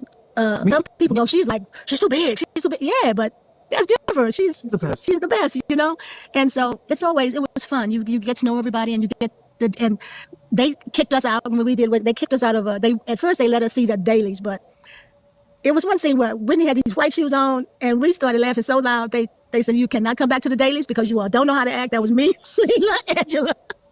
We were like in the dailies going, "What the hell is that?" And they put us out. So it was that kind of. So we didn't care. We went clubbing or something, but it was fun. Were you nervous about the buildup and the pressure surrounding the movie? Because there was so much excitement, there was so much talk, there was so much a desire for the movie to be everything that we all. It totally changed my life. I couldn't go anywhere because people were in the airport. If they recognized you, you had to run. In New York, it was huge, and I had never been in anything that made that big of a difference. But it did, and so you become famous like overnight, and so fame feels a whole lot different than where you can just go everywhere without having to explain it, because people want to know, why are you in my world? What the hell? Why aren't you in the TV? Or why aren't you, what? Oh my God, that kind of thing. But now, even when that came out, it wasn't internet crazy yet. People weren't making a living off of having a picture with you. So now it's so different because a picture with you will change something. I don't know. It's a different thing from then. Because they want to hold you. People want to hug you. Men and women, and they want to show you the walk. Remember when you turned around and walked, did that walk?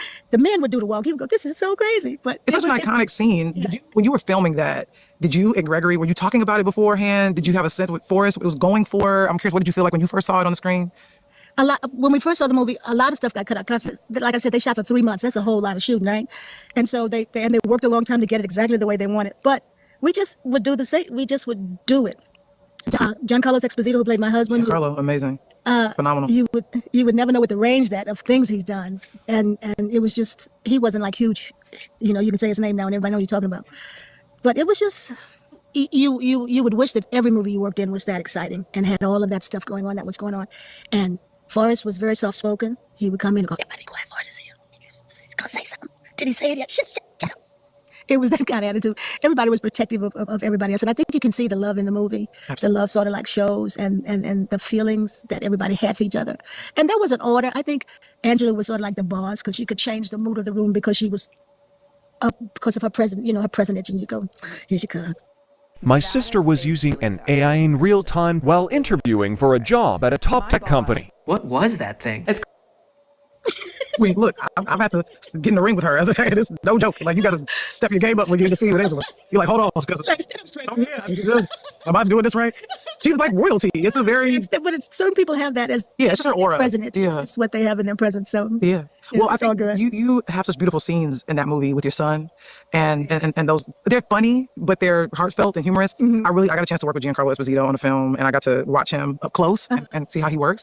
And it was really important for me because I remember those scenes with you and him, and also dealing with just queer Black male sexuality in a way that I don't think we understood was as significant as it was at the time. Exactly. But the character work with you and Gregory Hines is so special and so beautiful because we're getting a chance to see what healthy love looks like, and him encouraging her to let her son spread his wings. And also the amazing church scene where you're not even saying any lines, but you're setting your son free, and the pastor sort of does the work for you. It's a beautiful show. Yeah. And you're a big part of that. Yeah. You're a huge part of it. And so I just, Waiting to Exhale means so much to all of us. This is the first time we've talked about it on Legacy Talk, which brings me to another classic in your legacy, in your repertoire. It's not Christmas until I watch this movie, The Preacher's Wife. So much happened in the filming of that movie. That was a long shoot too. I don't think it was 3 months, but that was Penny Marshall. Yes, I know. And a major fire happened while I wrote poems about it and put it in my one-woman show while we were filming that movie.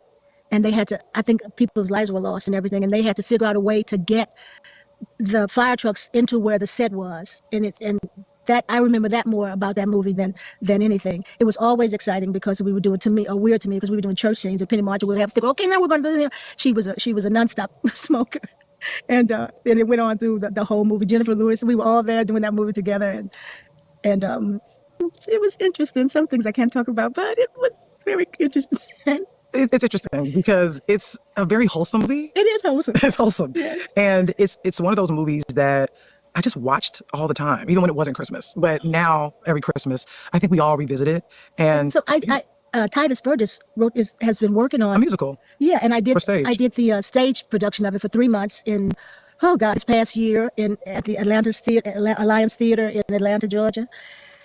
And that was like, oh my God, it was an experience. And I have Amber Riley played Whitney's part. The Preacher's Wife. Yeah, and because you have to really sing over and over and over and over.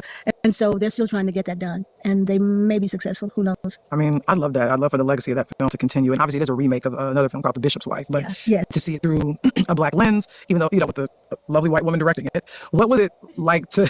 I love Penny Marshall, R.I.P. I know, I love Penny Marshall too. I mean, what was it like being directed by her?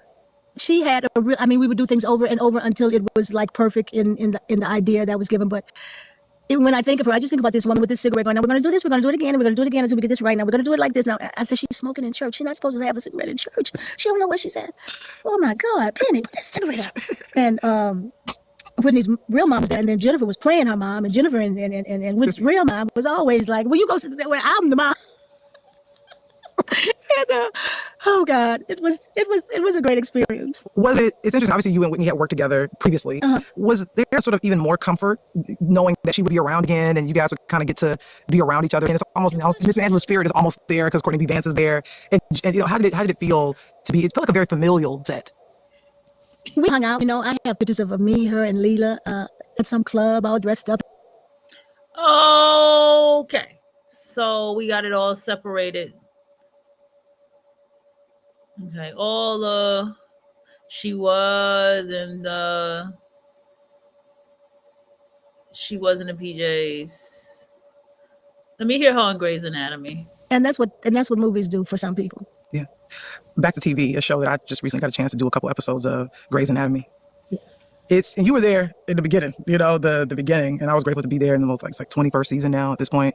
Debbie Allen called me to come on, and I was grateful to be on that set. And it's really an iconic set. It's to be there, to look around a show that we've been watching on TV for so long. I got a chance to watch your first episode in the show, the second season, where we realized that Dr. Weber has a wife, and you are friends with McDreamy's ex-wife, and you just would come in, and it just makes sense, and it feels right. How exciting was that for you to go be a part of a juggernaut?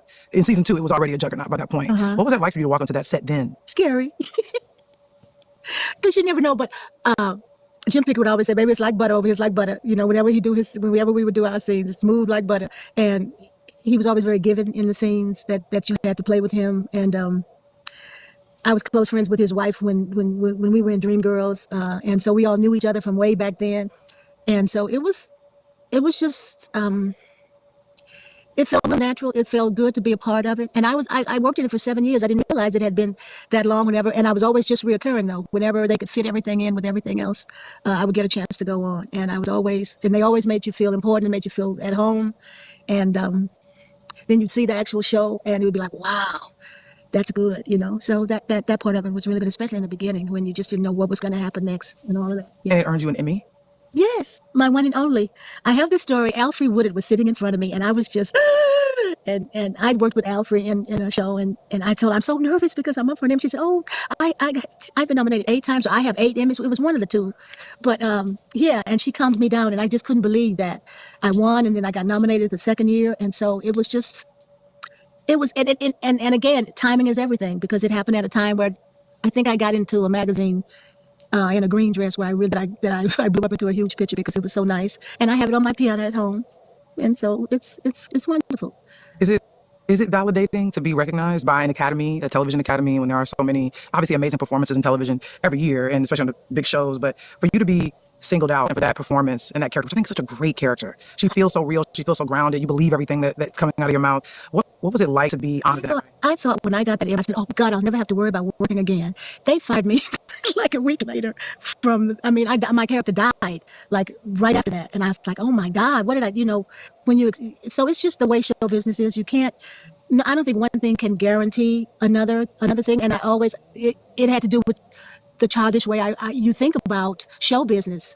And Michael Bennett used to say to us, it's show business, not show charity. And so in your mind, you expect certain things to bring certain things, which is from what you've seen with people at the Oscars. You can see when they win, you go, oh God, now it looks the way everybody. But I have 11 NAACP award statues from winning, from doing so many different things, but nothing is like the first time. Oh my God, I can remember the dress, I can remember the art, I can remember that feeling, and it's the same with the Emmy of going to the governor's ball or wherever the big thingy that happened, and then they're back there eating hamburgers and stuff, and you go, what the heck? Anyway, it's show business. It's like, how dare you believe that anything is true after you've been in show business for years, because it's all made up, it's all make-believe, all of it. Yeah. And it's so interesting because you had so many big, I'll call them landmark moments in your career, classic movies, amazing television shows. And I was thinking about this with Waiting to Exhale, but I can even think about it with the Emmy. There's something that happens when there's this big deal thing in your career. Either everything happens after that or it feels like nothing happens after that. And I'm curious for you can talk about either Waiting to Exhale or the Emmy moment. Did it feel like, things have changed in my career? Or did it feel like it was sort of more the same? No, things changed. Let's be honest, there are zillions of things you'd rather do than look for insurance. Like assembling whatever that's about. But in a lot of ways they didn't, because I never know what's coming next. I don't know how anyone can say they know it unless they're producing it themselves. And then you do have people that now create their own reality in the business. But now I think I'm moving into another area of show business, which is the age thing. It becomes about, you should be finished by now, or you should go sit down somewhere by now because of your age. And so now, like there was only one Golden Girl, so now you hear all this about, we should do a Black Golden Girl. It's like endless. That talk has been going on for the last, I don't know how long, and you don't know who's going to actually try to do that, because I'm sure someone will. But so it's just like hurdles that you go, that you go over, and hope for the best. I guess that's what I should say. And it's all good, It feels that I've had a career and it's still going. I mean, I have so many shows that are in the can and so many things and because I've done so many independent films and short and films and things, you have people that create stuff and think of you because they know you'll do. I just did a student film yesterday for somebody, and then another little girl has asked me, could I do her student film to help her, blah, blah, blah. So I always, when I can, I say yes to things like that. And you just keep sort of wishing for the best. I don't know any other way to put it. You hope that you're able to keep being able to remember long scripts, or to tap in a show if they ask you, I try to say yes a lot, but lately I like to knit and sit around and watch the games with my husband. So that feels good too. So, so you just have to decide, what do you want to do the next week? I receive it. Stay. I hear that. Last but certainly not least, the Curtis will talk about is the Carmichael Show. I was watching that show, some of the first season, this morning, and cracking up. I reached out to Gerard just to tell him that I was going to talk to you, and how happy I was watching the show. Again, I remember watching it when it first came out. Mm-hmm. But that pilot, and I also got into some of the rest of the first season. You are playing Cynthia Carmichael, who we now got to see in his reality show, his docuseries, The Real Life Cynthia, and which gave me a very interesting context, I think, because initially I watched the show, he's like, I want to do like All in the Family, but it's Black and it's modern. And I think he was very successful, actually, at that. He would always say, we're in a living room, there's different generations, and we have different opinions, and everybody's voice is going to be heard. I remember him saying that. And then, he did his sort of reality show, kind of giving you a peek inside of his actual family and The Real Life Cynthia. You are giving us so much in that character, who we know is based on a real person, his actual mother, loosely based maybe, but she's very religious and she's very set in her ways. She's very old school, and she loves her children very much. Right. And there's a particular episode which is about the protesting. Oh God, yes, I remember that. Stop. Okay. Jeez, I'm getting fucking bored. Okay. So let's get back to our success studies. I hope you enjoyed that. I really did enjoy that. So what is important to note and hear? This is people sharing their experiences as actors, because Lena is a writer that's in the world of actors, and I'm a writer that has now been engulfed in the world of actors. I never thought about it, but you do build relationship with actors, right? And I have actors that I'm like, oh, really want this person, let me keep fucking contact. I want this person, right? So I'm also learning more about the business of what I do. And I'm like, oh, okay, yeah. And I actually sat down and did my studies yesterday, and I learned the actual job description of what certain job titles is, and what is the complete responsibilities for these job titles. And I understand why someone as herself will sit down and interview these people, get into these people. What did they do? You also get history. You also learn what was going on in those times when you were an actor, when you were a producer, when you were a screenwriter, versus what's going on now in my times. What opportunity do I have more in my times than the opportunities you may have had more in your time than what I have now, and why is that? So you get inside of what you do. Why is it so important to keep this alignment? Why is it so important to keep going in this direction? Because it pulls you more and more into your goals and your ambitions. See, going out, if I can't tell you what Lena life is, I'm just going to use an example. Let's just say you're in her position, right? Or any of us, we're doing the success studies here. You go out, you get on that phone with that friend who's having these deep philosophical conversations while you're sketching or writing songs. What is that doing for you? That's not doing nothing for you. You're just jaw jacking. Feel what I'm saying? And the jaw jacking probably going to turn into something stupid in the background. The jaw jacking going to start turning into gossiping. The jaw jacking going to turn into something from the past. It's pulling you away more from what it is that you need to be learning more of, the time from what you lost for what it is that you're building for yourself. It's pulling you more away from, at the same time I'm on this phone with this person, I can go read a book and study something about something with this. I go turn the video and learn this. I can go to a course and put time into a course and learn this and that. You see what I'm saying? I can go over here and find a YouTube session and, okay, damn, this is someone teaching something. Do I want to subscribe to this? Oh, yeah, I'll subscribe to this. And now I'm going to sit down and learn all this. I can take the time to do all of these different things instead, because this person or people are pulling me off the path for the time that I'm making up for. They're making me have more time to make up for by being around them. This is the case of you can't sit with me. Right? This is a case of you cannot sit with me.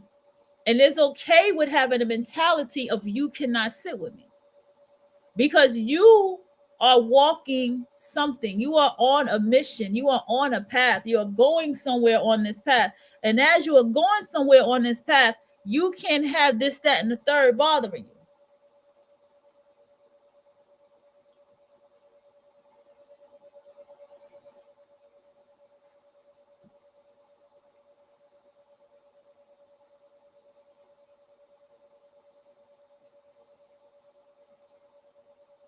Just can't do it.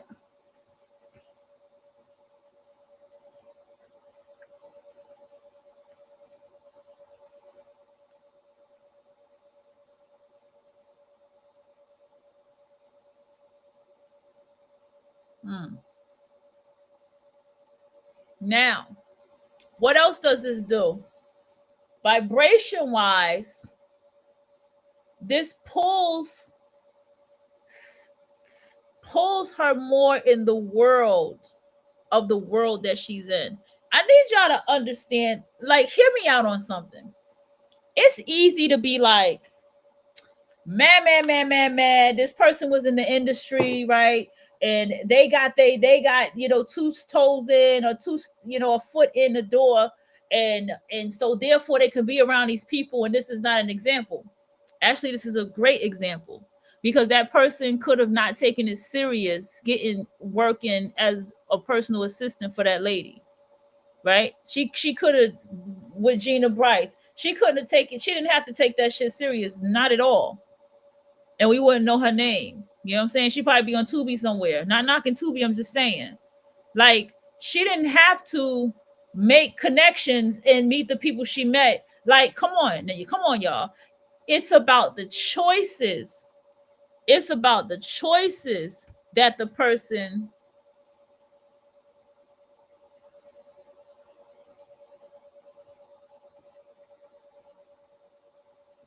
and your protest clothes and you go out and you're talking about how to do it. You shouldn't do it in wedges. At one point you break into song. I'm just curious, did you want to meet the real Cynthia? Did you meet her before you got going? And was there a lot of pressure on you, or were you nervous about playing someone that was based on someone real? Yes, I met her, but not before I did it. And I never associated it in my head with her necessarily. You know, shared her name. I know it was her name, but her son wrote it.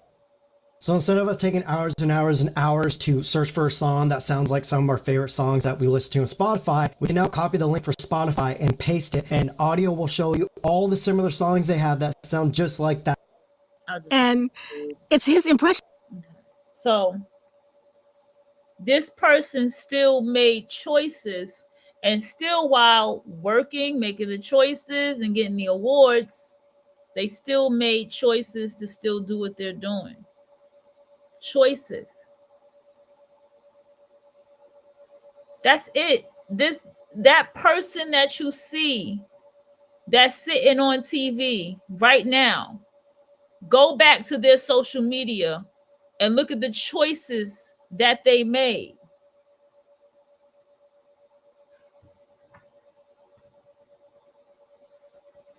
Of her that he was writing and not really like her.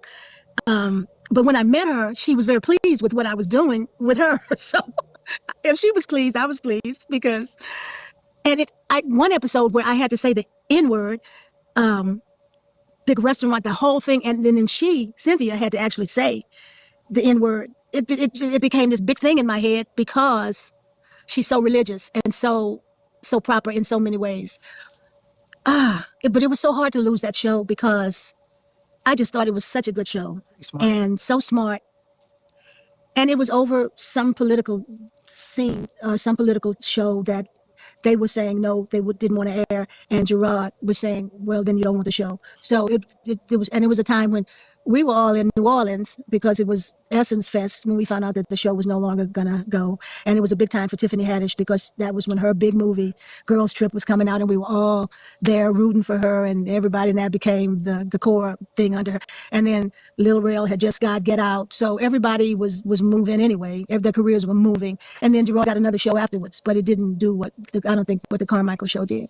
So it was hard to lose that show because I really loved doing that character. And I loved working with David Alan Grier because I had worked with him at Dreamgirls. He had been one of the 12 men that came through that show. So many came through. A lot of them are gone now, though. So. You're surrounded by comedy heavyweights, and almost, every scene. You're with David Alan Grier, Lil Rel, obviously Gerard, Tiffany Haddish, and I hadn't thought about it until I was watching it again. And you not only hold your own, but you just feel just naturally funny. You're not pushing it. You're not trying to, out funny them. What was it like on that set, and what was the chemistry? How did you guys find that chemistry to be a family, to feel like a family? It's so weird because there was another young girl that was supposed to be playing the part that Tiffany played. And Tiffany, I think, did the part just because that girl was in New York doing something that she had to finish, and then she would come. But Tiffany was like little Debbie Allen. It was like, if you ain't here. Tiffany came Tiffany came in with fishnet stockings and a miniskirt and whatever. She was ready. Literally. So when the little girl from New York, I don't even know this baby's name, the little girl from New York got there with the wool hat on her head and she had on some pants like you got on. She just missed the mark. They said it had to be Tiffany. And so Tiffany added a whole different level of comedy and everything because her comedy it's so real place. You just feel like it's just happening. And so everything just flowed. It felt funny. It was fun. And then Amber West was so straight. Everybody was perfectly placed. I can remember the auditions because I went in a couple of times, and I think they cast me before David Alan Grier. So David Alan Grier was coming right after I did. It could have been the reverse, but I think so. And so I was just so scared I wasn't going to get it. And then finally I got it, and I was like, woo! So it was on again. So and I did Family Reunion for Netflix for 5 years. So after you've ever been in one of those family shows, it's such I call it good living. Like Bernie Mac used to say, good living. Yeah, because you know where you're going to work, you know what script is coming, and you know you got to learn your lines. So it's just like a person with a regular job, but it changes. But so my life has been like that for almost 50 years. It's been like just hit it and quit it, and so it is what it is. Does that affect the decision, how many times you say yes? You say yes a lot, but are you taking that into consideration when making those decisions? Well, when the work is happening in LA and you're in LA, you say yes. When the work is now, even when you're doing something for a friend, they go, well, we're going to have to leave LA because everything is feasibly cheaper. And although it's 2 days, we'll put you up and whatever. But then that's cheaper than trying to stay here in LA. It's cheaper to fly me it's just weird, you know? So you go, Okay. And so therefore the choices that this person has been making has got them to where they are. Like, that's just the bottom line of it all. And the choices that this person has been making is what got them to the level to where they're at, because they only associate with people as themselves. Even if, like Issa Rae, they take a friend along to work with them and put them in a room, that means that that friend eventually that friend had to be writing, that friend had to be creating, and when they got put on, they put that friend on so they can go to their space and create and do what they got to do. These people are still aligning themselves with people as themselves. These people are friends with each other in the industry of work that they are in the industry of work. I have no friends. None of my friends, none of the people around me are in the industry of work of what I do. Well, at least now at the past time of my life, no, it hasn't been. So you have to build your life like that. You have to build your life as a team. Who am I going to be acquainted with? Write that down. Who is in the industry, or who do I see is what in the industry of work that I do? Doesn't matter. It could be small scale. It doesn't matter. It's still an industry. Who in this industry of work that I do, what's the history of it, right? We already talked about that. But who can I get aligned with in the industry of work that I do? Am I smart about team building? Do I need to go to my master class and go back to the drawing board and learn about what team building is so I can start learning how to do that? You see how that works? You see how that works? And so it's these little intricate things that you can do that will be the very, very beginning of like I said, from your book, your journaling, and having a format, a structure of how you do your life. And then this is where I still stick to say go higher. If you want to learn things, I still stick to say going higher. Look for people, industry, people who got the accolades, people who've been there, done that, who's just still doing it, people who are still working. The reason why I stress that for you is for number one, this is why I stress it. I stress it because what I realize about sticking to people who are more industry, or sticking to people who are more, what's the word? They're more involved with inside of the names and the people in the circle that they're in. I say them because someone like that has so much more inside scoop to give you to understand how to navigate in the industry itself. Because even if you're just like, okay, let's just say you're at a very small scale of the work that you do, right? Very small scale. Looking at the industry of how it all is, you're pulling your vibration up to that level of expertise. Do you follow me? You're pulling your energy like, okay, yeah, but now I'm pulling myself up to the level of expertise that I can now, you understand what I'm saying? That I can do work like this to this capacity. I could do work like this to this level. I can communicate and make connections with people like this at this capacity. Now you follow what I'm saying to you now? Yes. So that's why you want to still get so professional, so built up, right? And so prepared in that level so that you will know how to do what it is that you do and also be able to put it in practice. You have to know the language as well, people. You have to understand what, if someone says to me about a spec script, I need to know what they're talking about. See what I'm saying?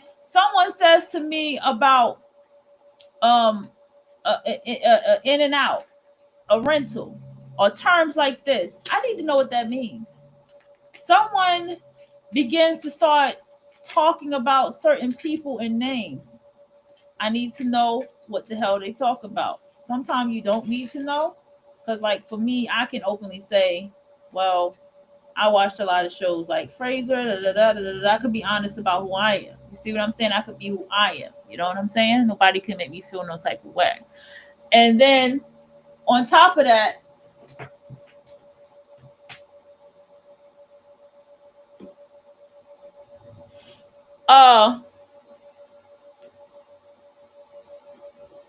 you'll also be more prepared, so you'll know if you're in front of a bullshitter. That you'll be so professional that you won't be a starstruck person. You don't care about starstruck. That you'll be so professional and that you'll practice and practice wherever spaces you need to practice, so that you can tell when you're being bullshitted. So that you can set a standard. That's why I say, look at them. So you can set a standard of what level and where you want to take it. Okay? 1 second.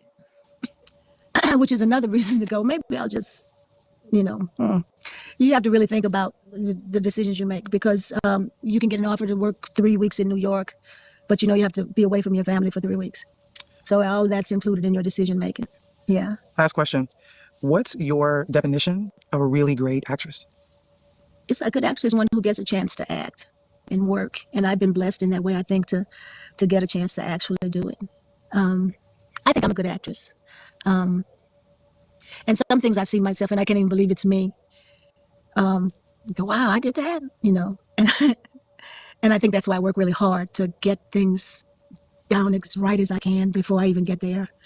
I have a strong opinion of what I'm trying to create and how I built it in my head to be important when I'm doing it. And most times I'm pleased with what I see after I've done it. I think I agree with you, and so would a lot of people, that you're one of our really great actresses. Really? Yes. I would never think you would think that. Why is that? I don't know. Because you're the new hot chick on the block. I wouldn't be sitting here were it not for all these credits and more. I only talked about just a few of your amazing credits, and these are some of my favorites, really. Okay. And some things I'm grateful I got to see when it was happening, as it was unfolding, because you really are one of our dreams come true. Thank you. Because I feel real regular, There's nothing that, look, it's interesting because I don't think there's anything regular about you. Really? Yeah. Oh. I think you clearly, there's something about you that is special, that's unique, that's different, that's unlike anyone else. And I believe everybody is special. I love Jennifer Lewis said she realized she was a star when she knew everybody else was one. And I think— I feel that way, though. I've always felt that way. But then I've been doing everything forever, seems like. Even before I started being an actress, I taught for a long time. When I was artistic director at the Black Arts Center, and then when I work with kids a lot. And there's no way to miss that everybody is uniquely whoever they are. But I still think that being able to work is sort of like a blessing that's sent from somewhere. You go, with so many people wanting to do this and so many people being good, to continually get to do it is something that I've been blessed to do. And I can't say why opposed to anyone else, but I do work a lot. But a lot of my stuff, nobody's even, I don't think anybody has even seen it or know about it. And then I'm shocked when people come up and say, this is the thing that I love, or this is the thing, because people will tell you what they've seen. I didn't, And my people handle it different from some of the other people. Like with people that have seen me on Grey's Anatomy, they act one way, and people that have seen me on P-Valley, they whisper. They say, hey. I think everybody can shout Waiting to Exhale. That's pretty, that's pretty fair. I mean, I think we all are great. Okay, so